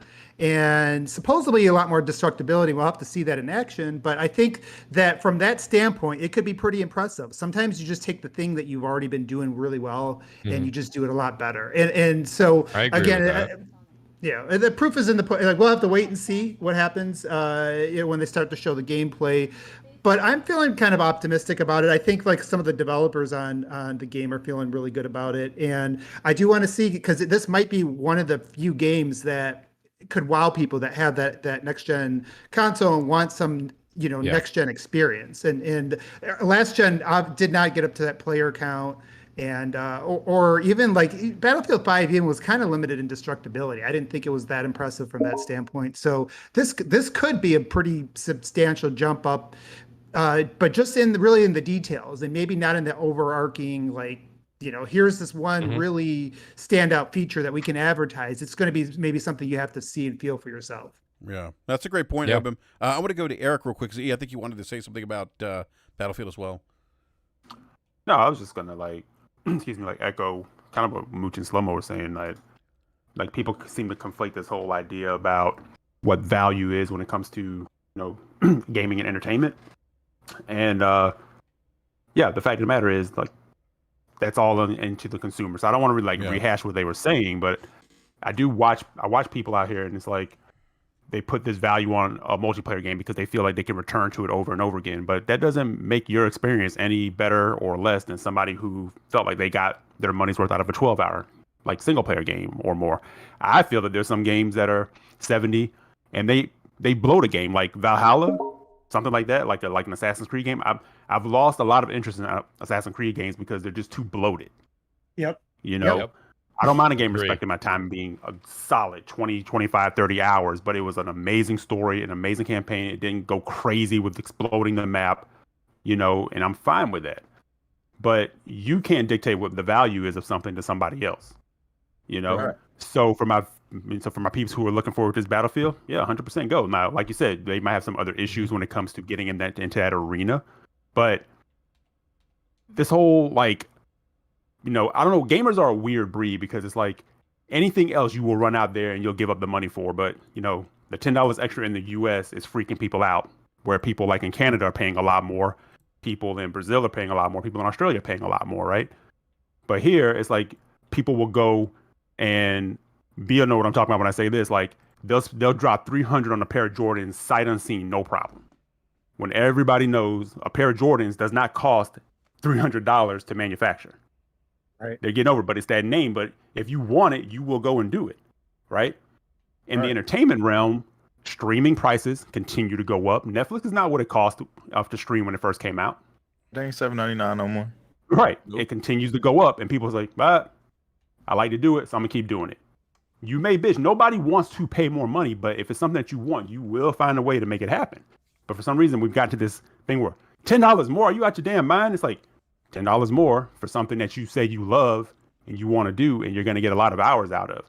We'll go to a movie. Movies are like, what, $20 a pop now per person? Close. You took the words right out of my mouth right here. Right. So there's movies that are 3 to 4 hours, cost the same as the movie that's like an hour and a half. Right. And how often do you go, you drop that 20 per head, right? If you're taking the whole family, that's easily $100, right? Easy. Good popcorn, Lord. Everything else. Popcorn. And you walk out and go, that movie was fucking $12 soda. You talk about it all the way home. And the most you may do is jump on Twitter and say, man, don't go see it. This shit was whack. It was so whack. And then you're done. Right. But you just dropped 100+ on this movie that was a terrible thing, but you went for the experience. You still had a good experience with the family, eating popcorn, greasy fingers, and the whole nine. The movie was terrible, but you're not ripping it apart for being more. But all those have gone up. The matinee price is now $15. Listen, when and we always use the movies. We're being lenient with our example. Think outside the box, everybody, right now. Think about outside of the movies. Like, even anything you take your family to outside of the movies is more than the movie. And here we are. I paid $70 for Returnal, and I've got at least 80 hours into that game. And that's me. Mooch. Now, I know others that probably don't have that, but I'm saying that goes to ease, example of, a single player game for $70. I mean, I'm playing that game like I would play a multiplayer game. I'm playing it all the damn time. Mooch, now. We'll pay $70 for a dinner. Absolutely. The last 2 hours, and you end up shitting out later on anyway. Wow. It does, you know, right? listen, But Brad, no, I got news for you. Listen, that's class, but in reality, that is. It's in the bowl. I'm not even kidding you. A large pizza, this is maybe New York prices, but a large cheese pizza with 12 wings, okay, was $35. I believe like it. That's crazy. I do want to say one thing about all that. I agree with you guys. I mean, at the end of the day, you pay for what you think you're getting your money's worth out of it. And for me, because I'm a gamer, obviously $70 isn't going to stop me from a big game that I want to play. At the same time, though, I'm definitely not going to shame the consumers on Twitter or whatever, that are trying to raise the stink about it, because at the end of the day, that's what consumers do. Like consumers are going to try to fight for what's best for them, and corporations are going to do what's best for their investors. And usually we meet in the middle. So publicly, it's kind of like one of those things that's like publicly, yeah, get after them, but privately, I'll end up buying what I want to buy. So I don't have any issue. If people want to complain, be upset about it, I think that's fine. They should be allowed to voice it, because not everybody is in the same, financial situation. Some people it's going to impact more. And if it does impact them, voice it, and then, follow through on it, I guess. And then we'll see what the market ends up doing afterwards. But yeah, I'm with you. I get a lot of value. $70 in terms of a game that I'm going to like Battlefield, that I'll end up probably playing hundreds of hours into, is kind of a non-factor at that point. Mm-hmm. Now, I'm 100% in agreement with you, because I'm never going to be a person that's going to cap for corporations. Right. They're always going to push and do what they want to do. Now, what Code said is true too. The market will dictate what you do. If you overshoot, they're going to let you know real quick. You should always be vocal. Always be vocal. Yep. But at the same time, it's like they're going to try it. Now I can decide. That's not worth it to me. I'm not going to do like I do anything else. Any product that I have in my home, anything I buy, like consumer electronics, clothing, whatever it may be. I'm like, I'm not going to give you $400 to rip some fucking holes in my jeans. You know what I'm saying? And call them designer. Right. We're not doing that, but you have people that will, sight unseen, no problem, do that. And then bitch because, a game costs XYZ. That's your right to do. You can do that. Right. So let them know, be vocal. But the fact is, every industry raises, every industry goes up, so unless we're all going to make a concerted effort to say, you know what, we're not taking it, which gamers don't do, because you watch what they do on Twitter, right? Mm-hmm. On one hand, people are like, I've watched the same people who push back and say, I'm not taking this, I'm not taking that, are today attacking people for Battlefield. Are you fucking crazy? Battlefield hasn't had, a campaign or whatever. I'm like, yo, but there are people who want it, so they're going to focus on the multiplayer. But if your gaming brother wants the campaign, it doesn't really hurt you to say, hey, yeah, what's up with that? Give him the campaign. Yeah. I'll be over here multiplayer. But you go ahead. We should be backing each other, right? At the end of the day, it's fine. It's not like it's not like a war, but it's a negotiation, right? That's what we're doing here. So consumers should negotiate for each other. The corporations got enough advantages. We don't need to give them any more. We don't need to advocate for them. So, but yeah, I think you're exactly right. And 100%, and I'll be done. I'm 100% in agreement with my boy, Gaming Persona. He says this over and over. Gaming is a selfish hobby. Like, yeah, we rock and we want everybody to enjoy their thing, but as the consumer side of gaming is a selfish thing. Mm-hmm. So if they're saying, all right, well, we'll do the campaign at the, but we're going to have to cut back on all of these things in the multiplayer, then you have a discussion to have, you know what I'm saying? But you shouldn't just be like, well, nobody's fucking touched the multiplayer. So, I mean, the campaign. So who gives a shit? It's like, yeah, you were just saying last week, I don't cap, for corporation, but you're like, all right, yeah, let's go ahead, because this is what I want now. Right? We all do it. We all have some form of doing that. I'm just saying, it's funny when you sit back and watch. When I put that tweet out today, when I was making the joke about the $70, the campaign, I don't have a dog in the Battlefield fight. Yeah. But I just know, as gamers, everybody who's talking all this shit about the $70 game has a game that will move their ass off that square. Mm-hmm. Yeah. You just haven't found it yet. It hasn't come yet. So you're out here, and then God forbid, if Microsoft jumps in and starts saying $70 for these games, even though we have Game Pass. I don't know if they'll do that because they really want to push people to Game Pass. But the fact is, Microsoft likes making money too. I don't know why people have this idea that Microsoft doesn't like making money. You don't become a multi-trillion-dollar company by not liking to make money. Yeah, I mean, they just go in a different way about telling you about it. Yeah, they're repackaging it in a different way. They got the $2 trillion by being a charity this whole time, right? Yeah, exactly. You know, we're being very nice. That's how we got here. You know, where Apple is just like fuck them kids. You know, Sony's sort of like fuck them kids. Microsoft's like we're saying fuck them kids, but we're saying more like screw those kids. Right. It's a different way of saying it. You know. Yeah. No, those are great points. You know, I think the one thing I think is going to be interesting though, is that this game's going to be competing against multiplayer first person shooters or shooter games that are free to play, like games like Warzone. So it's going to be interesting how it competes in the marketplace when you have those free to play options now, like Warzone, like Fortnite, PUBG. That's going to be really interesting. I wonder how much of that's going to impact this game. So we'll find out. All those games are battle royales. That's true. That's true. Yeah, something different. That's true. Yeah.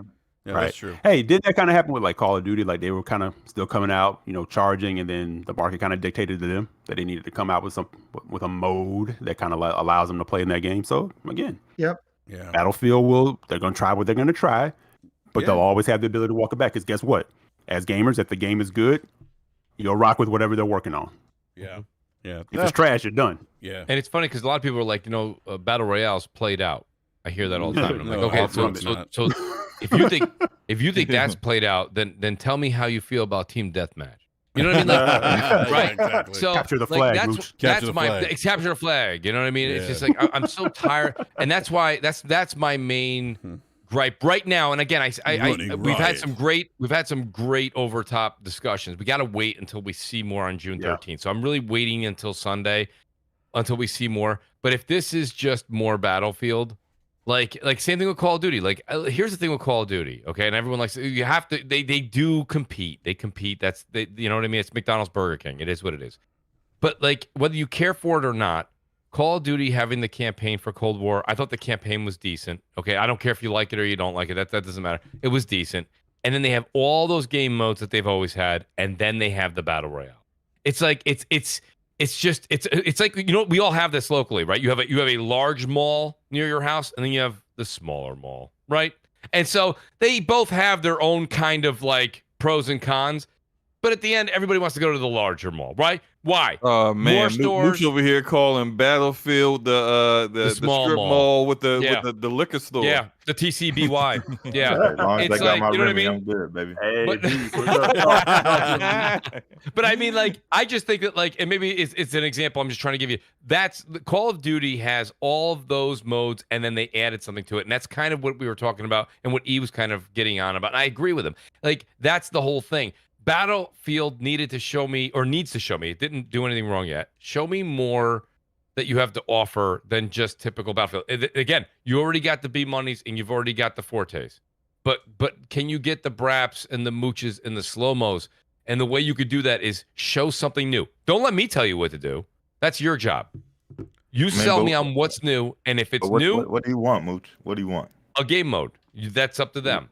They're game developers. I play the game. They make. But in your mind, what do you want? You saying you want something new. What in your mind? What do you want? I don't know. You know what I mean? Is that fair? I mean, I don't know what I want in the new Halo either. You know what I'm saying? I want something. Apparently, they're bringing a big game. What is that called there, Brap? They're bringing a new version of Big Team Battle, right? So they're doing something, but they're taking Big Team Battle and they're doing something else.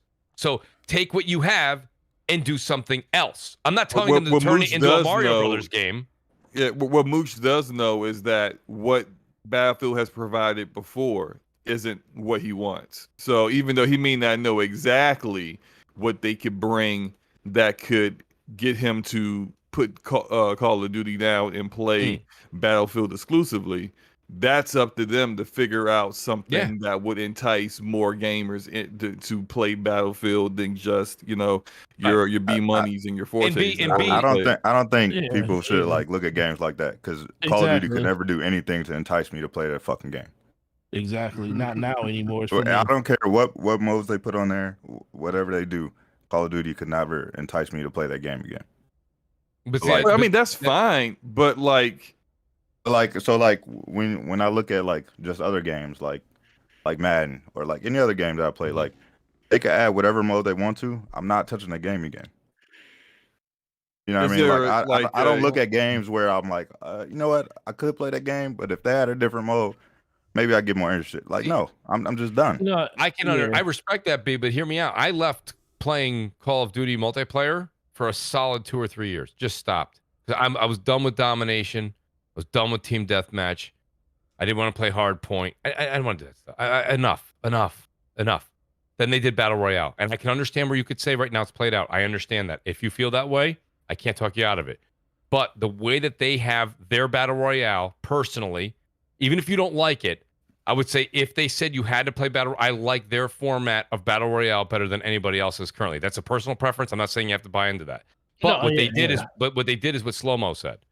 They took me, who left, brought that mode in, I think did that mode better than anyone else is doing, and it has roped me in not only to play it nonstop, but I've also I never do microtransactions and things like that. Not only do Battle Pass, I do skins, guns. I like that game. I buy in extra because I want that game. I want that game to continue to get better and better. Battlefield, here's what I thought with Battlefield. To answer your question, though, because B, you do deserve an answer. At the very minimum, with the success of Battle Royale, you should have had a Battle Royale there day one. Since you only have 7 maps, you should at least have a Battle Royale. That doesn't mean that B Money would have liked it more, but you might have been able to grab me from Warzone and start taking, instead of me giving them an extra $20 every couple of months for a skin and guns and things like that, I would have given Battlefield it because it could have stole me away. And not me, Mooch, me, customer, whatever. Okay? That's what I'm trying to say. At the very least, give me something else. And right now, as it stands, from the, the people in the media and the leakers and this and that, I'm not hearing anything brand spanking new. And I understand OBM coming in saying that more walls are going to demolish. And I got news for you. The 128, we're already at 100.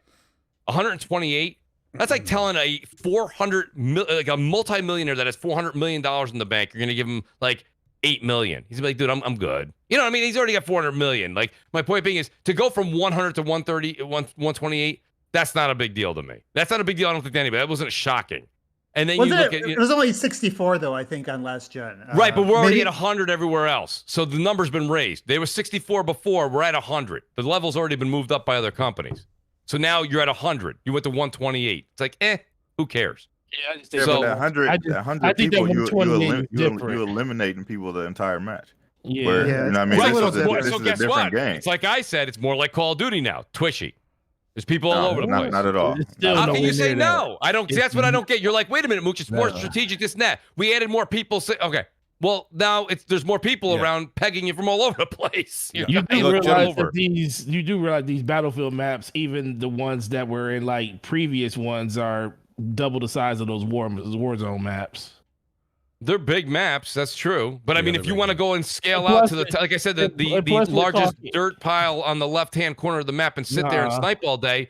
Yeah. Well, who else is going way out there? No, because you're looking at it in you're looking at it under the microscope of a person that does that. Like, there are people in Battlefield that do go out to the farthest mountain, get the longest range sniper rifle, and support the team. Oh, believe me, I know they're out there. But look, let me tell you how. Okay, so there's people that play like that. That's the thing about Battlefield. People, go ahead. You get the last word here at this topic. We got to wrap this topic up, man. We got to get to E3. All right. Yeah. So for me, the thing that people don't realize about the difference between it has always been an age-old question: the difference between Battlefield and Call of Duty. Mm-hmm. Battlefield, you all in order to compete in Battlefield, you have to be in the mix. You can't be on the outskirts of a map, and you can't be, picking and popping from places that don't matter inside the game. Like, if you're playing games like Conquest, you're literally engaging the entire game as much as you possibly can. And even that, you're still not engaging as much as you engage in a game like Call of Duty, because there is a lot of ups and downs and ebb and flows in the gameplay going from point to point. And it looks like it's going to get even bigger now because they're adding more points to the map to make it more scarce for you not to just capture one area of the map. You got to capture like 3 or 4 points in the map to actually, get the whole control of that area. So they're actually doing a little bit more to kind of, fix that whole conquest problem that people had with the game. But in general, The fact that you are moving with a squad around the entire map in a game that can go anywhere from most conquest games last 30 minutes. Mm-hmm. 30, 45 minutes. Yeah, 40 easily. And like I was playing, like, look, I don't like any of the newer Battlefields because I just don't like the setting. But I was playing them the other day. I said, let me go just play because they got the FPS boost. So let me go look and play. And I forgot how fun it was just to play Battlefield. Like, is that everybody forgot? As much as I love I don't like the combat style that they have right now, but they're getting back to. You go into those games, you play it just like every other Battlefield game. And if you play it the way it's supposed to be played, you will enjoy that game the way it needs to be enjoyed. But everybody tries to play it like Call of Duty, and it's not Call of Duty. That's the difference. Yeah, that's the thing, though. And you can't change the way other people are playing the game. And that's how people play the game. And it just feels, to me, it just feels like because every time Battlefield, exactly, slow. It feels slow to you. All right, gentlemen. Paint dry faster. Yes, we got to move on from this topic. Yeah, I mean, great points across the board. But it's okay. We got a 4-hour show. Yeah, I need to get some super chats. Do need to get to E3.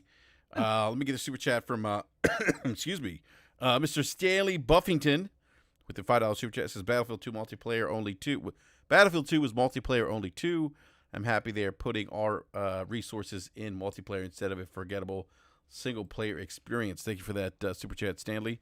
And then we have Adrenaline with the $10 super chat. It says the charisma of Battlefield is the chaos and how out of nowhere a plane, tank, or even a building can fall on you. And the one with the biggest feeling of being on a real war with is what keeps fans coming. And then we got Optimus Co. with the $25 super chat. Says the product is worth what the market will bear. It's not difficult to understand. I think that's what he said earlier. So, gentlemen, I think that's all the super chats. Thank you for the super chat. But I do want to move on to E3 because E3 kicks off in a couple days, and so does Summer Game Fest, Jeff Keighley's show, and Sony's not going to be at E3 this year. Don't know if there's going to be any kind of presence at Summer Game Fest, although they are a noted sponsor of Summer Game Fest this year. But Microsoft will be kicking things off, their press conference off on Sunday. Although I believe if I'm not mistaken, there's some events on Saturday as well for E3. Ubisoft Forward and Gearbox are both doing conferences. That's right. Ubisoft and Gearbox. But most people probably won't get to the Ubisoft and Gearbox conferences. But I think there's gonna be a lot of focus on the Microsoft Xbox conference. We've heard things of from our good buddy Jeff Grubb, who kind of said temper your expectations of Xbox. I think we'll probably see Bethesda. I think carry I think a lot of the weight of the show with some of their reveals. But I want to go to Obum on this. OBM, what do you think we might see from Xbox, the Xbox press conference this year? Yeah, I think it's interesting, like the temper, the expectations, things. I think a lot of that comes relative to whatever the hype's, whatever the hype is at the moment. And but the first thing that kind of stands out to me is, when you think about the ones we know that are going to be there, we know the the game, the Project Typhoon, the Omen, Starfield. That's 3 brand new, AAA IPs from first party. And if you really think about it, step back and think about the last 4 or 5 E3s, that's more brand new IPs, AAA exclusives than they've had in the last 4 years, revealed in the last 4 years combined. So I look at it just from that starting point. As long as a couple of those games can show something that's interesting and impressive, I already think that their E3 this year will be better than the last 4 to 5 years easily. Just because we kind of look back on that stuff and it's they've had some good third-party showings and some decent announcements and things like that. But really, from a first-party standpoint, that's been one of their weaknesses for a while. And I think at this point in time, just the way they're building it up, I guess I understand why people temper expectations. I really don't. I think at this point, from what they want to be, I don't feel like there's any. What an E3 is basically showing a roadmap there's really no excuse for them never to have an impressive roadmap if they want to be the Netflix of games. So I just assume when they say they want that they're going to continue to deliver on that. And obviously I could end up being wrong. We could come back here next time and I'll be like, hey, I miscalled that one. But at this point, I think that there's probably some misinformation coming out of there intentionally. I expect it to be a pretty good show, honestly. Yeah, that's a great point, Obim. Please, panel, if you guys want to chime in on this, please, feel free to jump into the conversation. I want to get this quick super chat from Optimus Code again. $5 super chat says, great conversation. Hit the like button, y'all. Thank you for that super chat again, Optimus Code. But please, someone in the live chat on the panel, if you guys want to jump in, with your thoughts on what you think we might see from Xbox. I think I got this feeling that some of it has been kind of like not necessarily red herrings, but like, well, yeah, maybe that's it. Just like not necessarily like some false information has been put out there to kind of like create some surprises, or whether they turn out to be good surprises or not, that remains to be seen. But I think there's some things that we haven't seen or heard or haven't been leaked yet that may be shown. So we'll see what happens. But I not to push back against OBM and when he's saying that like it would be the best show they had in like 4 years just for them showing new IP. If the new IP looks like, and this is no shade against Rare, but Everwild, and it's like not only do none of us on the panel know what that game is, but the developers didn't know what that game was either, then it's like, is that really good?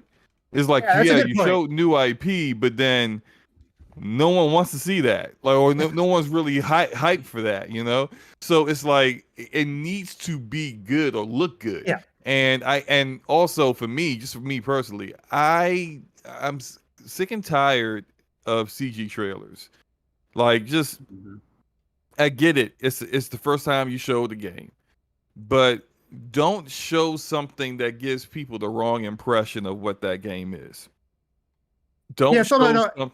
Yeah. Go ahead. Oh, I'm sorry. No, I was going to just say, I'm sorry. You took a deep breath and I jumped in. Yeah.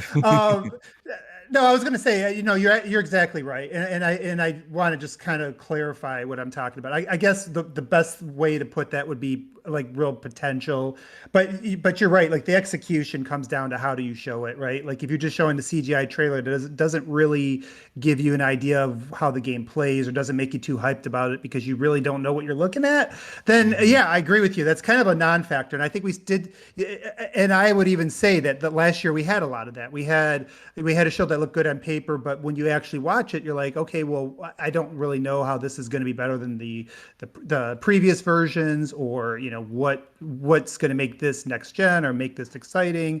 I do know that they did get the feedback, so we'll have to see how they execute on that feedback. But no, that's not really a pushback. I actually agree with that. They still have to show well. I think when it comes down to it too, Slow-Mo made a good point. Just to piggyback on that is that, one of the things we've been saying for many weeks now, many weeks, if not months, is every time you're like, well, I hope Microsoft shows something. They go, Mooch, calm down. You got Starfield. I'm like, well, the thing is when you just name a company or name a game, that's fine for a discussion piece as far as making a list. But it doesn't do anything unless, like what Slow-Mo said, like not only like with something like Everwild, but I mean, just what we saw from Everwild, and I'm not like that was just basically that was a concept CGI, right? Because nobody really knew what was going on about it.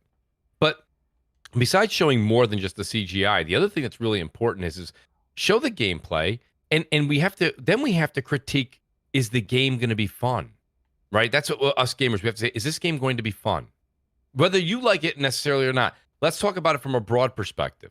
Right. So that's one of the things I've always kind of said here. People are just throwing things at me like, well, there's Compulsion, and then there's Starfield, and then and it's like, yeah, we can make a list, but until there's an actual game, it doesn't mean anything.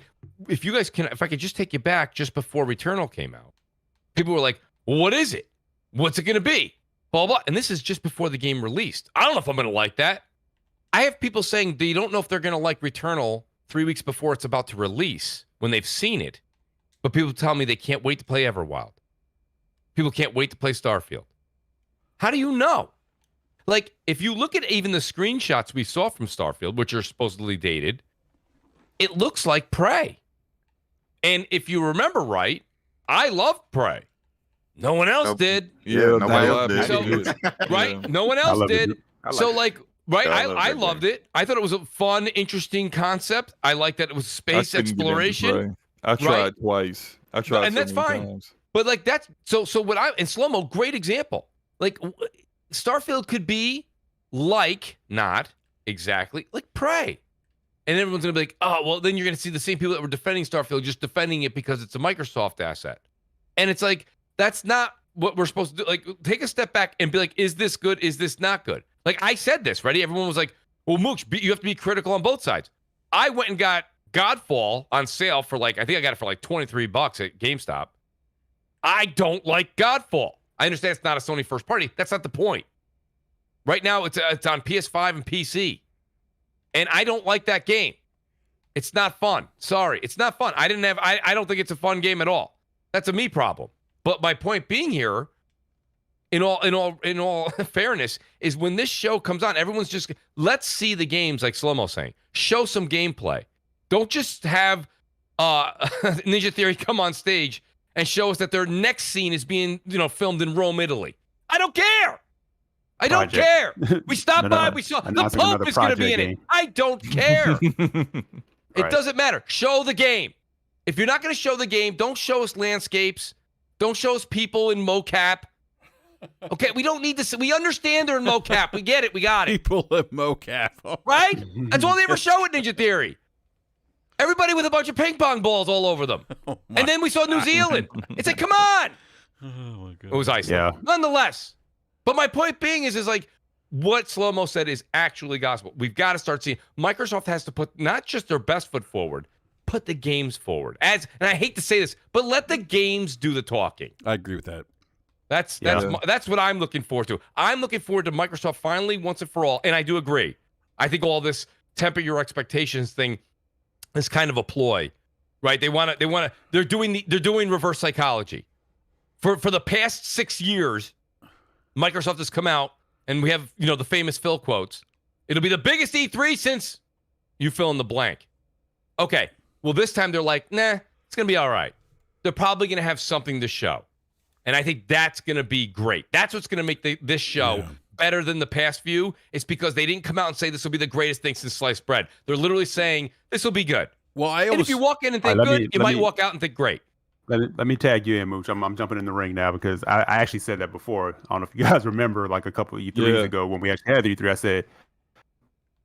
I said so far it's been quiet. I said I haven't seen Phil do a hype man. I haven't seen Aaron do a hype man.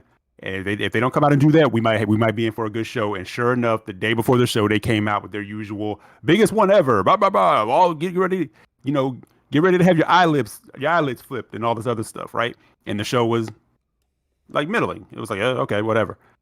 I'm gonna maintain that again. I'm gonna stand on that again. If they come out and they do what they're doing, like OBM saying, a little bit of being coy, like we're kind of like playing it down, and maybe we have some stuff, and they don't come out and do the hype beast, we might be in for something. I'm gonna stand on that again. But if we can go back to the sports analogies, we've also said too, Microsoft is drafting. They've been drafting, right? And we've seen this with teams.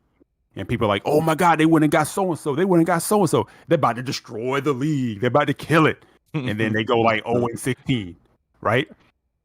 It's up to them now to put those players on the field. Let's see what these players are going to have and see what they're going to do. And if they got injured and they're not ready, don't put them on the field. Mm-hmm. That's basically how I look at it. Because I'm sorry, go ahead. No, go ahead. I'm sorry. I keep jumping when I think. No. I'll say one more thing. My boy Hector got killed like a week or so ago because he said he was kind of alluding to the fact that, and Xbox fans in particular need to slow down and stop going to the next acquisition. Like the moment they acquire somebody, they're already thinking anytime a rumor comes up, they should go buy them.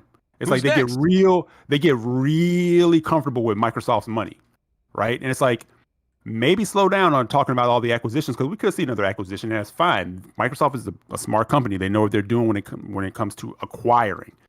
But slow down on all the acquisition talk because just because you have a lot stuff, it doesn't mean that you're the best. Like, you can show up to the field with the best equipment, and the dude, who has holes in his shoes, runs a 4-1 and blows your ass out. Yeah, I got a lot of sports analogies tonight. I'm just that's all the dude that shows up to the court. Yeah, the Flyers gear on. Right. I mean, new sneakers, headband on. He ready to hoop, but when he get on there, can't shoot worth of shit. Talking about you, Enrique. Exactly. No comment. But I'll say this to the temper expectations. I think you should do that with anybody going in, because as a gamer, when you see something that excites you, you'll know it. Right. But all this over exaggerating, and it's about to be going, it's about to be on, it's about to be, and then you're gonna have your people that call it trash no matter what they put out there. But true gamers are gonna see a true gamer. Something will speak to their soul. It doesn't matter who made it. Doesn't matter who it came from. It'll speak to your soul. If you're a console warrior, you're gonna do what you always do, right? And I've said it before. If Microsoft comes out and they put together a great show and they start delivering these games, there's gonna be some fanboys on the other side that have some tummy aches. Mm-hmm. Because now they're taking off the table. We have no game. We have no game argument. So yep. I don't know why all of a sudden they already got the next talking point on their flashcards already. It's going to go 100%. From they got no games to the game's not better than our game. So it's right. It's always going to evolve. It's always going to evolve. But that temper. But it's time. If you're gonna sit there and say Microsoft has all the dough, they have all the tools, they have everything that they need to do, you can't, when it comes time to show and prove, start to give them an out. They can't be they can't be Chaz, the rich kid who shows up on midterm and is like, yo, can I buy a test? You can't do that. Everybody else is working and putting their stuff out there. So if they're gonna be the behemoth, then they got to start acting like the behemoth, and their fan base has to stop doing this thing where they want to temper the expectation. Because I already saw some people throwing it out there too, like, why does Halo have to cure cancer? Well, no, they don't have to cure cancer, but Halo needs to show up. It needs to be Halo. So much, yeah. It needs to be what Halo used to be. And Halo, I'm sorry. Yeah. Halo's been put in a position where it has to come in and bench press. It does. Yeah. Yeah. Mm-hmm. Yeah, it's a great point, E. I mean, I said that a long time ago, that Halo is, Master Chief is to Xbox what Mario is to Nintendo. It's what put then why'd you try to kill him, Enrique? Because you're always trying to kill the man. Because I thought maybe might make the series interesting. I don't know. Why not? Right? I don't know. It's because Enrique is fraud, and that's why. No, I think I think you make some really, really, really good points. The first thing I started thinking about, I guess, since today is sports analogies, which obviously I can compete a lot better than food analogies with Mooch. So I'm going to jump in on this one.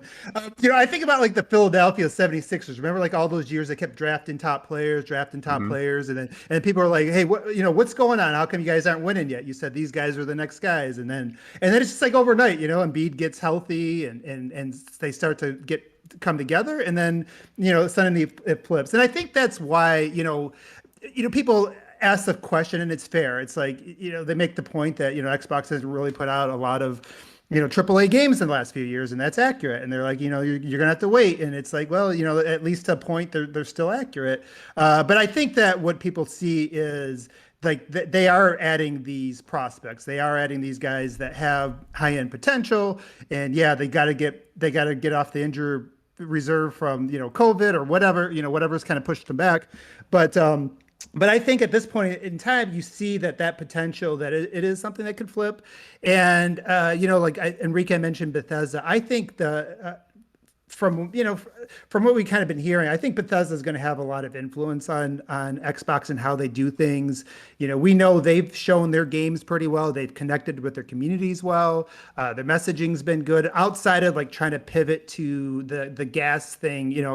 Within the last couple of years to chase those trends with 76 and their last Wolfenstein. Outside of those slip ups, they've been very consistent across the board. And I think this is maybe the reason why you are hearing the executives maybe being quiet a little bit and not tweeting as much or talking as much as it seems like they're taking some pages from Bethesda, because that is something that, if you look at their history, Bethesda's always been one of those companies that doesn't talk before they reveal stuff. They usually just come out and punch in the face with the game, right? Like whether it's Doom or it's Fallout, I'm here for that OBM. Dishonored. Yeah, so that's what I'm excited about. So if there's reasons why I'm bullish, that is it. Obviously, I think a lot of the criticisms for recent or even current are valid, but there's a lot of reasons to be really bullish on terms of where this thing could turn pretty soon. Yeah, I noticed Aaron's been mad quiet.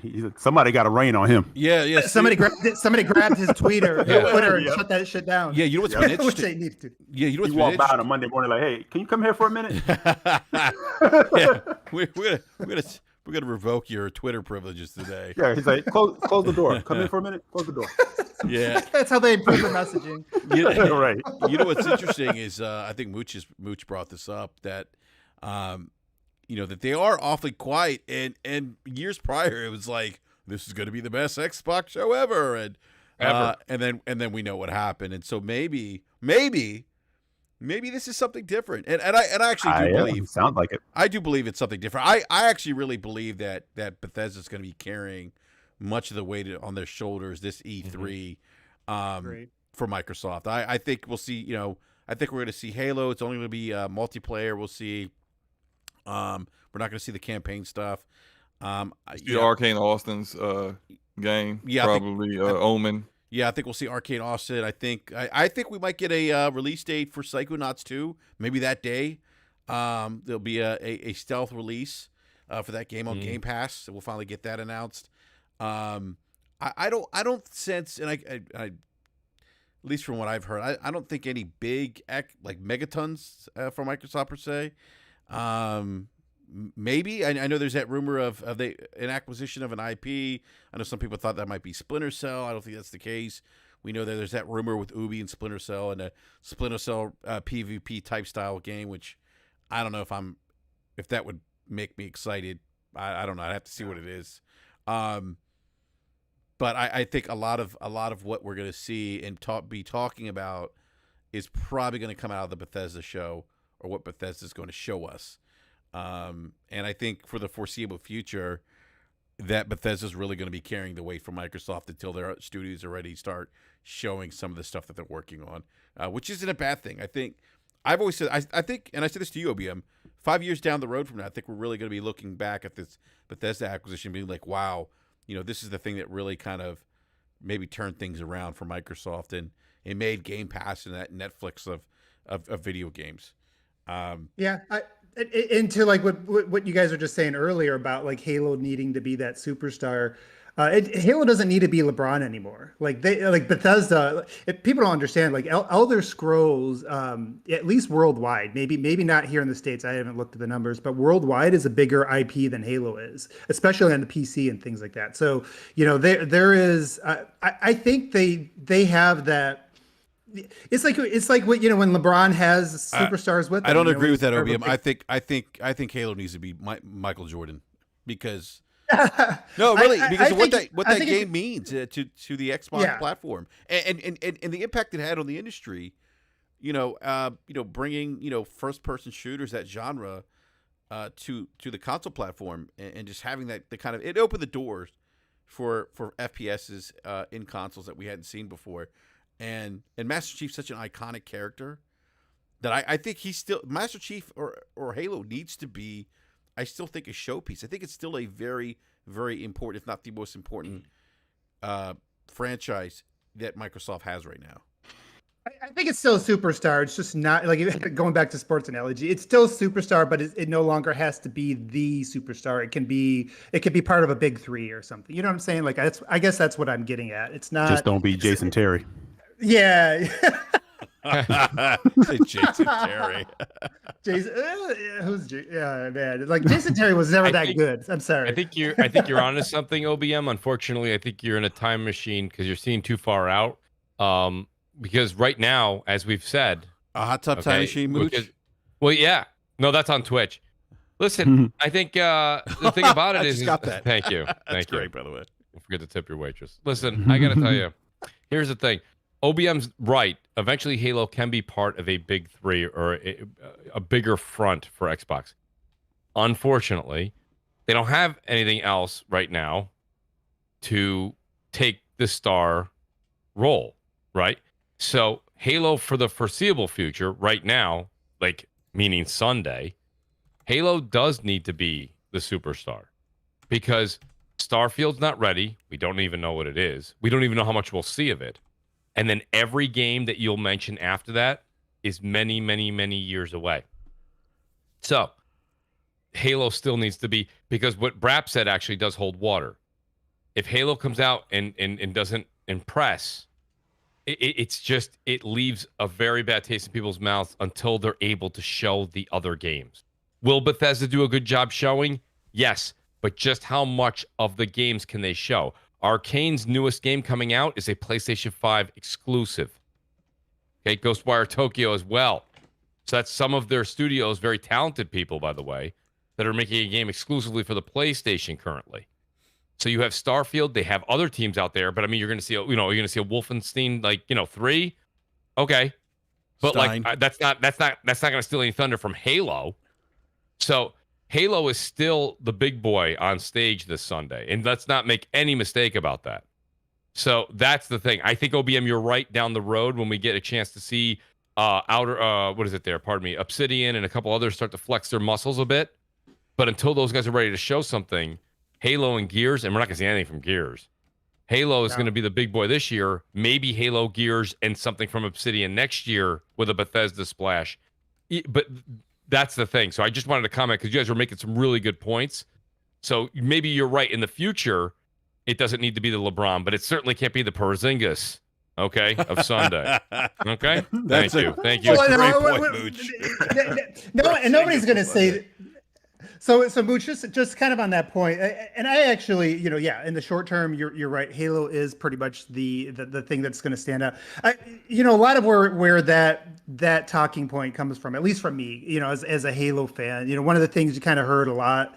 And this isn't just from, like this panel or it's really even industry wide. Like I've heard a lot of like some of the bigger, multi-platform podcasts and things like that have said, well, what's Halo going to do to get to bring in the masses, like compete with Call of Duty and, all these battle royales and things like that. And I guess my point is Halo just needs to be really good for Halo fans for now, because again, when I say long term, a year or two is going to come by quick. You're not even going to be able to get consoles until sometime next year. At least I think because of the chip shortages, most of these consoles aren't going to be readily available on shelves for at least a year.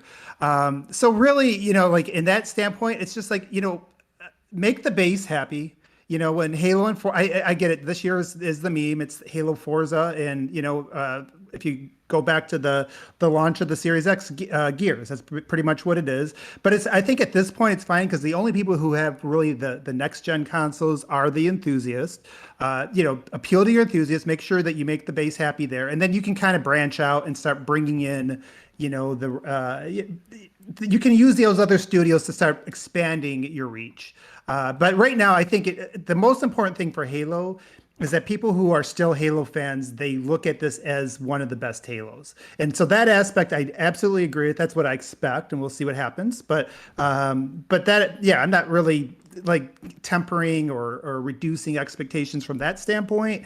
I guess what I'm referring to is more from, the way we've always used to look at Halo in the past, where it's got to do this. It's got to, it's got to wow the masses. It's got to bring in, Joe Schmo gamer. I don't think it has to do that anymore. I don't think they are, honestly, just based on what we're hearing with the graphics and things like that, they spread out the sandbox and they've sacrificed graphics for that. Like, so this like, go ahead, Obi. Go ahead. No, go ahead, man. No, I mean, yeah. So like, just kind of to elaborate on that, so like we've heard, like, if you listen to like the Kind of Funnies and even Grub and stuff like that, some of the other, big shows out there, they said, yeah, this isn't really going to be that thing that if you're like an average person watching this is not going to be the thing that melts your eyes and, and it's like, hey, this is why I need to get an Xbox. And I guess like the point from a lot of Halo fans is like, when Halo has tried to do that, when 343 did have some of the best graphics with like Halo 4, they sacrificed aspects of the gameplay for that. And this time they've really just, I mean, if you've been reading like a lot of their drops, you know, what they've come out with their little snippets, they're specifically talking to people that are like longtime still engaged Halo fans. And that's pretty much been it.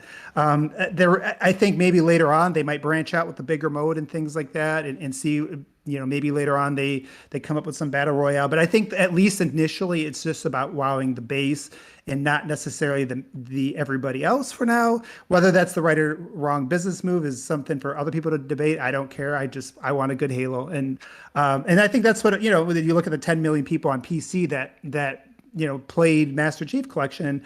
I think there's still enough of there's still a large enough contingent of people that still like the core game that I think leaning into that's not the worst thing in the long term. Especially, again, you know, you have to think about, you know, Starfield is probably, you know, at least hopefully 2022 or late 2022. So like that still gives you, you know, by the time the consoles come available, they will have other things on the horizon, at least for everybody else. And that's my last point. So here's the thing that I've always had issue with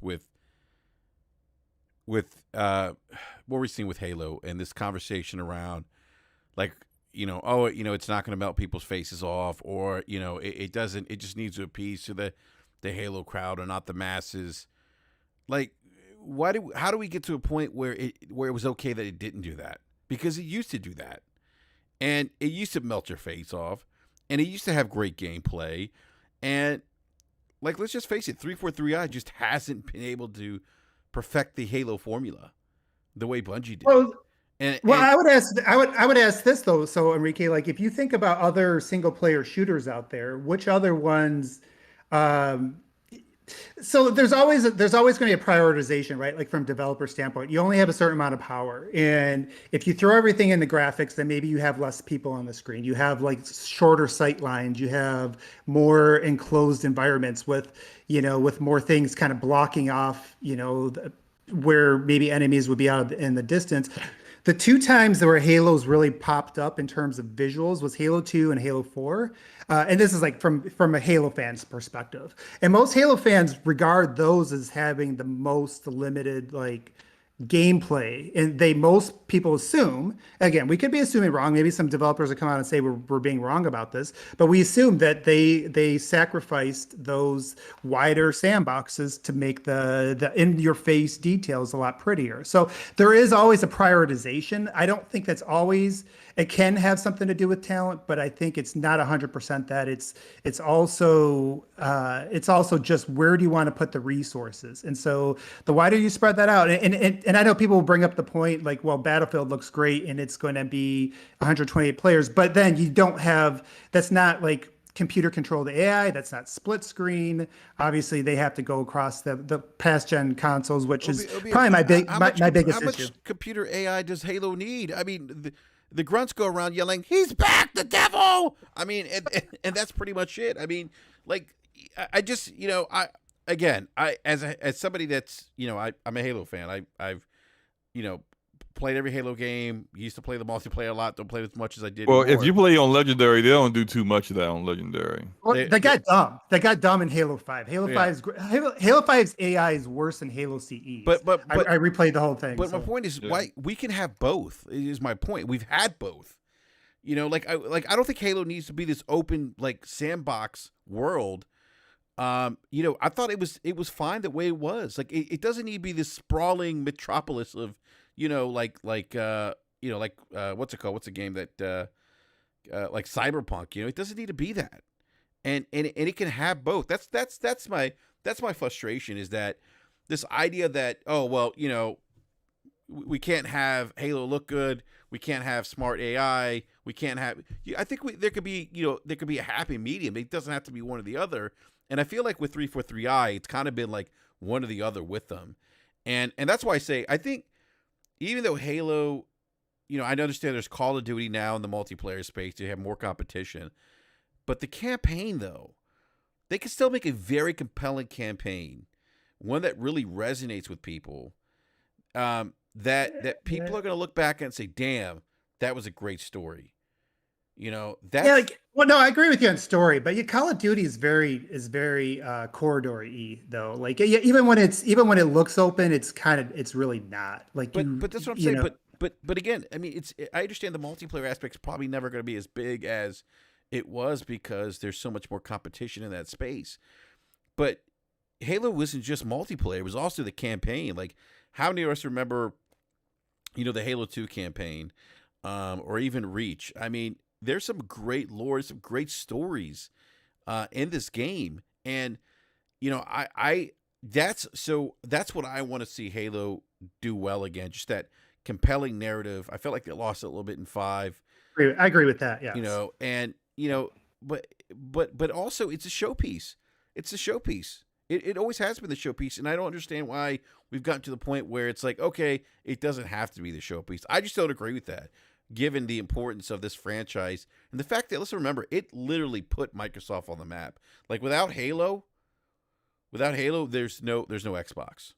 There's no Xbox. I agree with that. Yeah. I mean, like you don't see Nintendo treating Mario like this. You don't see Nintendo treating Zelda like this. Mario doesn't melt your eyes either, though. No, but also you got to remember. I mean, Nintendo's not also going out there and saying, our Nintendo Switch eats monsters for dinner either. I mean, you don't see you look at like a game like The Last of Us. Sony gives it the royal treatment, and look how great that game looks. We're gonna see Ratchet and Clank. I mean, that's just my point. I just feel like this game, even though at E3 they're going to show multiplayer, at some point though, this game really needs to shine. And I know it's not going to. I know that people already said that it's not going to be like a graphic powerhouse, which I think is a missed opportunity for Microsoft. I believe the campaign's probably going to be around 8 hours long, which is fine. But like I said, I just want to see Halo great again. So I do too. That's my Halo rant. I think we just have different priorities in what makes a great campaign, I guess. So that's where it's at. Yeah. No. But I do want to go to I know we talked a lot about Microsoft, the E3 2021. And I think in terms of like leaks, I haven't heard anything else new that's been out there. I think that we probably haven't really talked about or hasn't been talked about. I will say this though. It sounds like Summer Games Fest. So I keep saying Games Fest, like how Dreamcast guy says. What does he say, Mooch? Games Pass. Games Pass. Yeah. Somebody in the live chat just asked me if you were dead. I saw. I was writing back to him. I was letting you and OBM were having such a back and forth. I think me, Slow Mo, Forte, B Money, and E. We just went to the bar for a couple of drinks. Yeah, we just became fans, man. Yeah, sorry about that. Sorry. Yeah. No, but it sounds like Summer Game Fest is probably going to be where it's at. Like I've heard Keely's got a couple big announcements, maybe 4 or 5 big exclusive announcements, and then I saw him earlier on Twitter. He was like, he's broadcasting live from the trailer. He's like, yeah, we're not gonna have he said, we're not gonna have a countdown. We're gonna start promptly, I think 10 a.m. Pacific time, and just get into the announcements. And how long does that go for tomorrow? 10 to what? 10 Pacific to what? I'm not sure how long it's going to be. I'd have to go back and look. I know. I remember. Didn't he? This is the second one. Didn't he do it last year too? He did last year too. It was a lot of interviews and stuff, wasn't it? More than games. It was a lot of interviews, some game announcements, but I've heard that he's got some big announcements, some pretty big announcements. We are going to see the first half hour. Yeah, we're going to see some Elden Ring apparently, but I've heard there's some other big announcements. I don't know exactly what those announcements are, but trying to find out. But people are being tight-lipped. I won't name who they are. Don't worry, it's not the insider here on the panel. OBM. I'm joking, OBM. I'm joking. But yeah, I mean, have you guys heard anything else about these announcements that Jeff Keighley presumably has? I've heard we've heard about the Elden Ring thing from Jeff Grubb. Have you guys heard anything else about what Keighley might have up his sleeve? I haven't heard anything. No, the Keighley thing has been the quietest thing. As far as I don't know. I haven's seen nothing's passed by my eyes in print. I don't know. I haven't seen anything. Yeah, and that's supposed to start tomorrow. So right. Yeah, I mean, I'm kind of looking forward to that, considering we don't really know anything. Yeah. It's just interesting to hear that. That rumor going around that he's got some big announcements. Considering, look, I didn't think his show last year was okay. But it sounds like this is going to be a little bit more exciting. His big announcement last show he had was like Balon Wonderland or whatever that thing was called. Oh yeah, that game wasn't a good game. Apparently. I think he's going to do. I think he's got more than that. I mean, he's definitely got more Jeff. than that, yeah. I mean, I would be shocked if he does the Elden Ring thing. I would have thought that would have been on either a Microsoft stage or a Sony stage or something. Yeah. Or their own stage. Well, that's what Grubb said. He said he was surprised that that it wouldn't be on Microsoft stage. But who knows? And who knows? I wonder if maybe, I know Sony's not going to be there. We know Sony's not going to have an E3 show, right? Not yet. But I wonder if not E3. They're going to. They're rumored to have their own type of show sometime in the middle end of the summer. Yeah, middle end of the summer. I've heard end of the summer more likely, but we'll see. But I wonder if we'll still see I can't even talk. If we'll see something maybe from PlayStation at Keighley's event, like. Maybe a small announcement. That's possible. I mean, they are that's sponsoring. interesting. Keighley's got a good relationship with them, right? That's a decent curveball you threw there. Keighley and Sony, they're good friends. He definitely speaks to people there. So, would they show anything groundbreaking? No, they're going to want to do that on their own terms. But at least you'll probably see something Sony advertisement ish out of the Keighley show. That wouldn't surprise me. Yeah. Did you guys hear Kojima was going to be at E3 or Summer Game Fest? I thought I heard that today. I think he's at Summer Game Fest. Okay. I didn't hear that. I think Keighley did announce that like 2 days ago. Oh, wait a minute. B is right. So Keighley tweeted out a picture of Kojima, and I think Kojima tweeted out a picture of Keighley or something. Trying to be like, you know what I mean? Like, yeah, I actually, now that you mentioned that, B, I did see that. You're right. Or something. It was a play off of each of them because they're doing something probably with this event tomorrow. Yeah. So the event runs June 10th. June 10th. Ends on Thursday the 22nd. What? Yeah. What's the date? Yeah, I think he said he was doing something like every week. Yeah, June. Yeah. Oh, it's once a week? I think that's what he said. Yeah. He was it's probably once a week, yeah. I can't imagine it'd be like 10 days straight. There's not that many games, BRAP. No, there's not that many games. Unless he's got a shit ton of megatons, right? No shit. Yeah. Some 12 days. Yeah. Let's see. What time is it? I think I told you the time. 11 a.m. Pacific Standard. 2 p.m. East our time, Mooch. I thought BRAP was going to say, what time is it? I was going to like, BRAP, it's Thursday. No. The show's going into Thursday. Yeah. So I mean, this show. Yeah, this show is going to Thursday. It's going into Thursday. It's going to Thursday. Yes.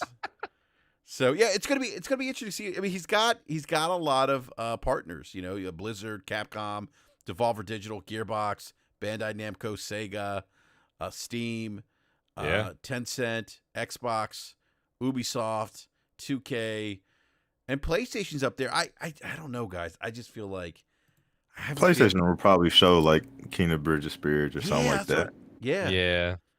That's a good guess. I feel like they're going to sneak something in, Maybe a little more Deathloop.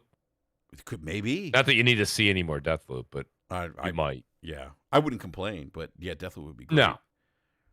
But I think you're right, B. Maybe we see a little more keen. I just feel like Sony's not going to be quiet. It's going to be quiet throughout, E3 and Summer Games. I could be wrong. I just don't see that happening.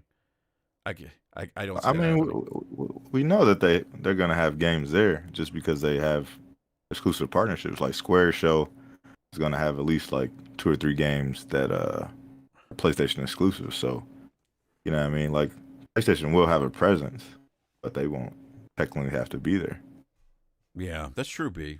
That's true. By the way, H2O Predator H2O says, "Do this giveaway so I can lose." So I can lose and go to bed. Yeah. Look, it is 11:30, and I did want to get to a little bit more into E3, but that's okay. We had a great conversation about Battlefield 2042, which I think has absolutely, which has been a something that a lot of people have been talking about on social media. It's been a hot topic today for a variety of different reasons. But I do want to go ahead and do this giveaway before we wrap up the show, before BRAP passes out, because I am getting tired. Can I win? Yeah. No, 14 Did did I not win? win. No, you Forte win yet? No. I'll give it to you, Mooch, if I win. I appreciate that, Actually, Forte. I actually have to do drop because I got to be up mad early. So Yeah, no, All right, no E. doubt. E, a pleasure. Hey, what'd you say? I said, E, it's been a pleasure, sir. Oh, yes, it has. Yes, it has. Good talk. Always good to be on with Mooch, OBM. E, Good to hear Always from good to you. have you guys on. We'll talk And the rest soon. of my rest of my panel brothers. I appreciate you all. Chat, you guys were course. live tonight. We appreciate you. Yeah, man. Don't set expectations, man. Just go crazy. Go crazy. Do it. No, megatons, right? Just think megatons all week. Yeah, everything we said tonight, just don't listen. Just go crazy. Yeah, go crazy. Right. Just think megatons. Just think of Microsoft announcing 2 studio acquisitions on Sunday, Yep. and an IP that no one saw coming, There you go. with a ball-headed guy. All right, All right, thanks, guys. E. I I'll catch you appreciate it, later. man. All right, E. Take it easy. hey. All right, so we're gonna do a trivia question for the Ratchet and Clank Rift Apart giveaway, and Mooch, I hope you did not create a sock account. I'm I did joking. not. I'm joking. Promise. All right, Kind of. he said kind of. All right, so we have here is the trivia question here. Oh, let me grab the super chat real quick before we get to that. Smokes 901 with I don't know what ZAR 70 is. What is that currency? I'm not familiar, but thank you anyway. Sup, guys? I'm just jaded now. Just sad that we have to temper expectations with everything these days. I missed a big E3 blowout of years past. I just want at least one melt your face moment. It's a great point. I missed the mega. Shout out to Smokes. Great T Smokes here. Yeah. He's a Mooch Maniac family member. Oh, is he really? Shout out. Oh, big shout out to Absolutely. Smokes. Thank you, Smokes. Smokes. That's awesome. All right. All right. So Yes, here's the deal with the trivia question. We are going to ask the question. First person gets it right wins a copy of Ratchet and Clank. Now, what I'll probably end up doing is probably just giving out a $70 PlayStation PSN digital network code so you can buy the game yourself, because I was looking for digital copies of the game and I can't find it. And I don't want to do a physical copy because then I got to ship it out, and that's going to take forever. So anyhow, let's get to the question here. All right. What is the first VR game developed by Insomniac Games? Again. Oh, shoot. That's What a is- good question. Yeah, Slow-Mo has great trivia questions. What is the first VR game developed by Insomniac Games? Is Slow-Mo watching the chat for the I don't- answer? Slow-Mo, are you watching the chat? I'm watching, but I also put the answer in the DM. Oh, he so. did. Oh, there you go. All right, no one's gotten it yet. Someone. Oh, I thought someone said sports, but no. Yeah, there it is. There it is. Tyler R got it. Tyler R got it. Edge of Nowhere. Edge of Nowhere. Did you know that, Nice. Mooch? I didn't. I now that I see it, I know that I had heard it, but no, I did not know the answer. Yeah. All right. Yeah, Edge of Nowhere. Tyler R. Now, you have to DM me on Twitter at BRAP_podcast. And Halo. Someone said Someone say Halo. Somebody said Uncharted VR. Someone did say Uncharted. Tyler R., congratulations. Congratulations, sir. Yes, you are Good getting job, man. a copy of that Nice. game. But I can't believe someone said Halo. That's funny. That's great. All right. Let Hey me. man, that's another reason why that 250 million was the best money Sony ever spent, man. Yeah. They do Right. VR too. Yes, sir. It is just nuts. Yeah, I mean they are just super talented, and $250 million or whatever it was they played for them is just a steal. Oh, Just a steal. yeah. I think it had a developer coupon. They used it. That's Right? great, Mooch. That's great. I don't know how they pulled that off. Yeah, I don't either. Yeah. Outstanding. Yeah. So Tyler R., please DM me on Twitter, BRAP_podcast. I just put that in the live chat there. So DM me on Twitter so I can get you your digital code so you can purchase this wonderful game from Insomniac Games. So congratulations again. And thank you for everyone in the live chat for playing or trying to answer the trivia question. I guess Predator, I guess you can go to bed now. But no, seriously, everyone, thank you again for watching tonight, Joe. Really appreciate the support as always. Remember to hit that like button. If you haven't done so, if you're new to the show, subscribe, hit the bell notification so you're alerted when we go live. Not sure if I'm doing a BRAP rant this weekend. I believe I am joining, I think, Mooch, you are doing something on Sunday? Absolutely, buddy. Is it time to do the plug? Yeah, go ahead, do the plug. Let's plug. All right, let's go. We're starting off the E3 weekend on Friday, 7 p.m. Eastern time. We got Crossfire as usual, the Mooch 78. You guys already know that. And then like BRAP said, I'm going to have BRAP on. Of course, it's going to be M&C, so we got Crap. And I believe Nova's going to be joining us, but we're going to be doing it on my channel. So we're going to be starting a pre-show at noon Eastern time. The show starts at 1. We'll be showing it live on screen. We'll be slightly commentating over it so you can still watch the show with us. And then we're going to be doing a post show all right into one show. So it'll be going from about 12 o'clock till about 3:30, 4 o'clock that afternoon on Sunday on the Mooch 78. So guys, please do tweet it out. Let people know. You'll see an advertisement I have coming out tomorrow or the day after. And it's going to be a lot of fun. Trust me, it's going to be good to get a perspective from people that are very excited to see what Microsoft can do, but at the same time, also be, critical or excited. It's going to be a great show, outstanding show, and I'm looking forward to it. Yeah, no, definitely is. Hoping Microsoft really melts our faces, for lack of a better word. Same here. Yeah, absolutely. I definitely want to see a good show from them, and hope they do. So no, yeah. And thank you very much for having me on BRAP tonight. Outstanding panel. Outstanding to be here with B Money, E, who had to leave a little bit early. We had Gaming Forte, OBM, and of course the great Slow-Mo Backslap. Yes, and Mooch, always a pleasure having you on, man. Thank you again for joining us for our pre-E3 and great conversation. Battlefield 24. We may have to continue that conversation at another point, man. Oh yeah, that could be a separate show. But no, thank you again, Mooch. Always a pleasure. Always, buddy. Yeah. Also want to give a big shout out to Eric Jackson, who had to leave. Big shout out to him, and then big shout out to our good friend here, One Bad Mother, or OBM or Obum. I've known this gentleman since the days of OG Xbox Live. I was an Xbox Live beta tester. Met him shortly after. I think it was playing Unreal Championship, or maybe Mech Assault, or maybe Halo. I don't know. We met somewhere, though, on Xbox Live. Yeah. But OBM, always a pleasure to have you on, sir. Yeah, man. Always a pleasure to come on, especially on the eve of E3s. Those are always the most fun to talk about this stuff. And, I guess I do owe an apology at least to Gaming Forte and Slow-Mo, because I think you and me, Enrique, took their segment. Usually they argue for a good 15 minutes every show to promote the Thursday show.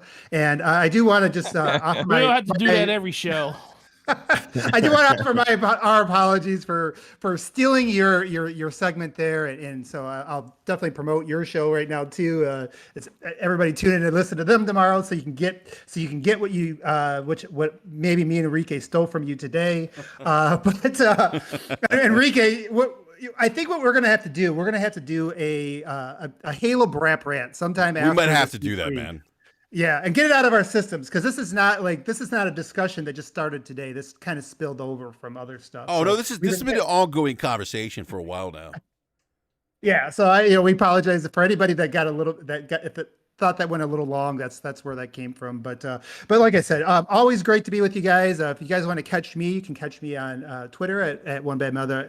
At mother_1. I'm also, part of the staff over at Xbox Era. We'll be doing our live show Sunday. Also, for anybody that is a Halo fan, after we get done with that live show, I'll order the kids some Grubhub or whatever and use the bathroom and come right back and do You Had Me at Halo podcast, where we'll just really focus on Halo and what we saw there, and maybe anything that might leak out just right after the show.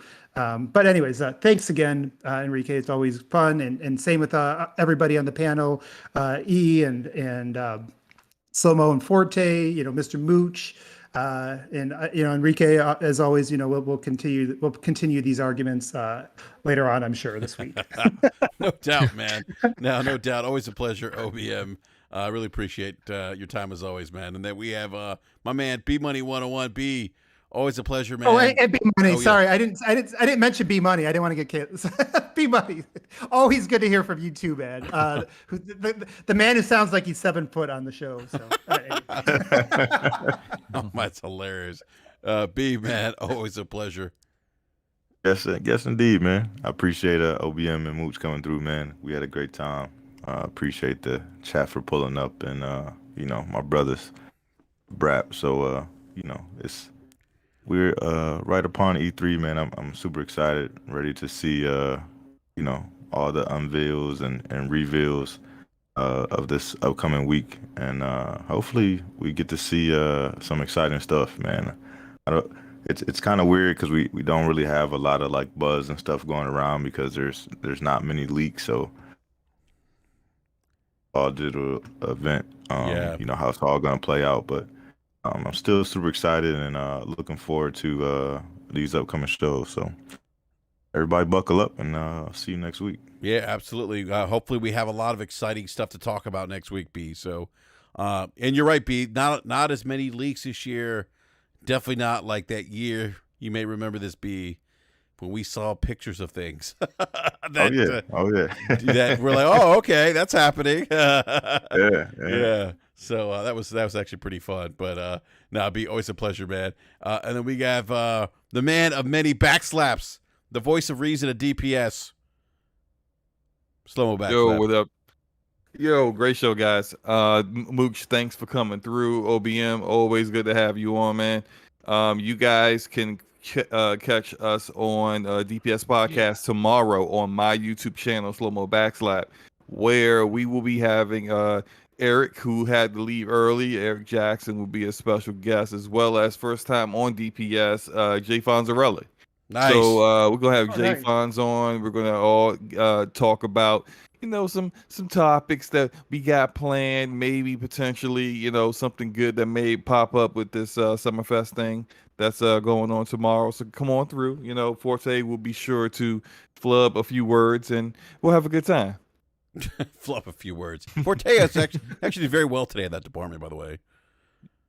He did. Yeah. It was. He gets a cookie. Oh, that's hilarious. Please, everyone, check out DPS tomorrow. It's gonna be a great one.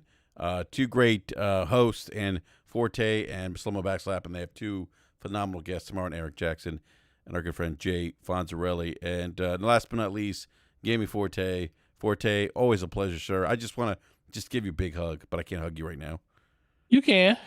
Yeah, but air hugs. I'm gonna hold you tight.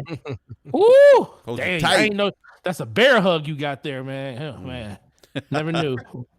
No one hugged me like that, but my wife before. I don't know how to feel.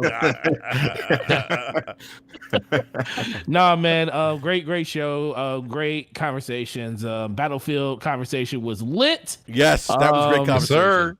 That was a great conversation because you know what? Because Battlefield moves the needle, even if people don't want to say it does. It definitely does. It definitely but no, man, this is going to be episode. The one thing I will leave people with, like Slow-mo just said, DPS tomorrow on his channel. Check that out. And E3, man, just don't go into this thing thinking that you're going to get the world out of it because a lot of things got moved around because of COVID. Just remember your favorite developer is in a better place than they were this time last year. And all those games that you're looking forward to, know that they're coming and just be excited to know that those games are on the horizon. And let that be your guide, and it will not let you down. Look, unlike Forte, I'm telling everyone right now, go in hyped. Go out. That's why you should go in hyped. You should go in hyped. Expect megatons. Expect Microsoft to drop megatons. Big megatons. I'm hoping what Slow-mo said is the correct thing, that we being bamboozled and duped that a lot of this stuff ain't gonna be there. Yeah, but we'll see. Big Game Pass announcements. Megatons everywhere across the board. Yeah. It's gonna be amazing. It's gonna be amazing. Battlefield and Game Pass. Let's go. More games in Game Pass. Game Pass is everywhere. Just don't temper your expectations is what I'm saying. All right, on that note, I don't want to keep the panel here any longer, but everyone, thank you again for watching the show. Appreciate the support. As always, hit that like button. Subscribe if you haven't done so. Hit the bell notifications so you're alerted when we go live. And please check out Mooch's show, Crossfire Friday night, and DPS tomorrow night at 9 p.m. Eastern Time. On that note, we are out. Everyone enjoy Games Fest and E3. We'll see you next week. Peace. Peace.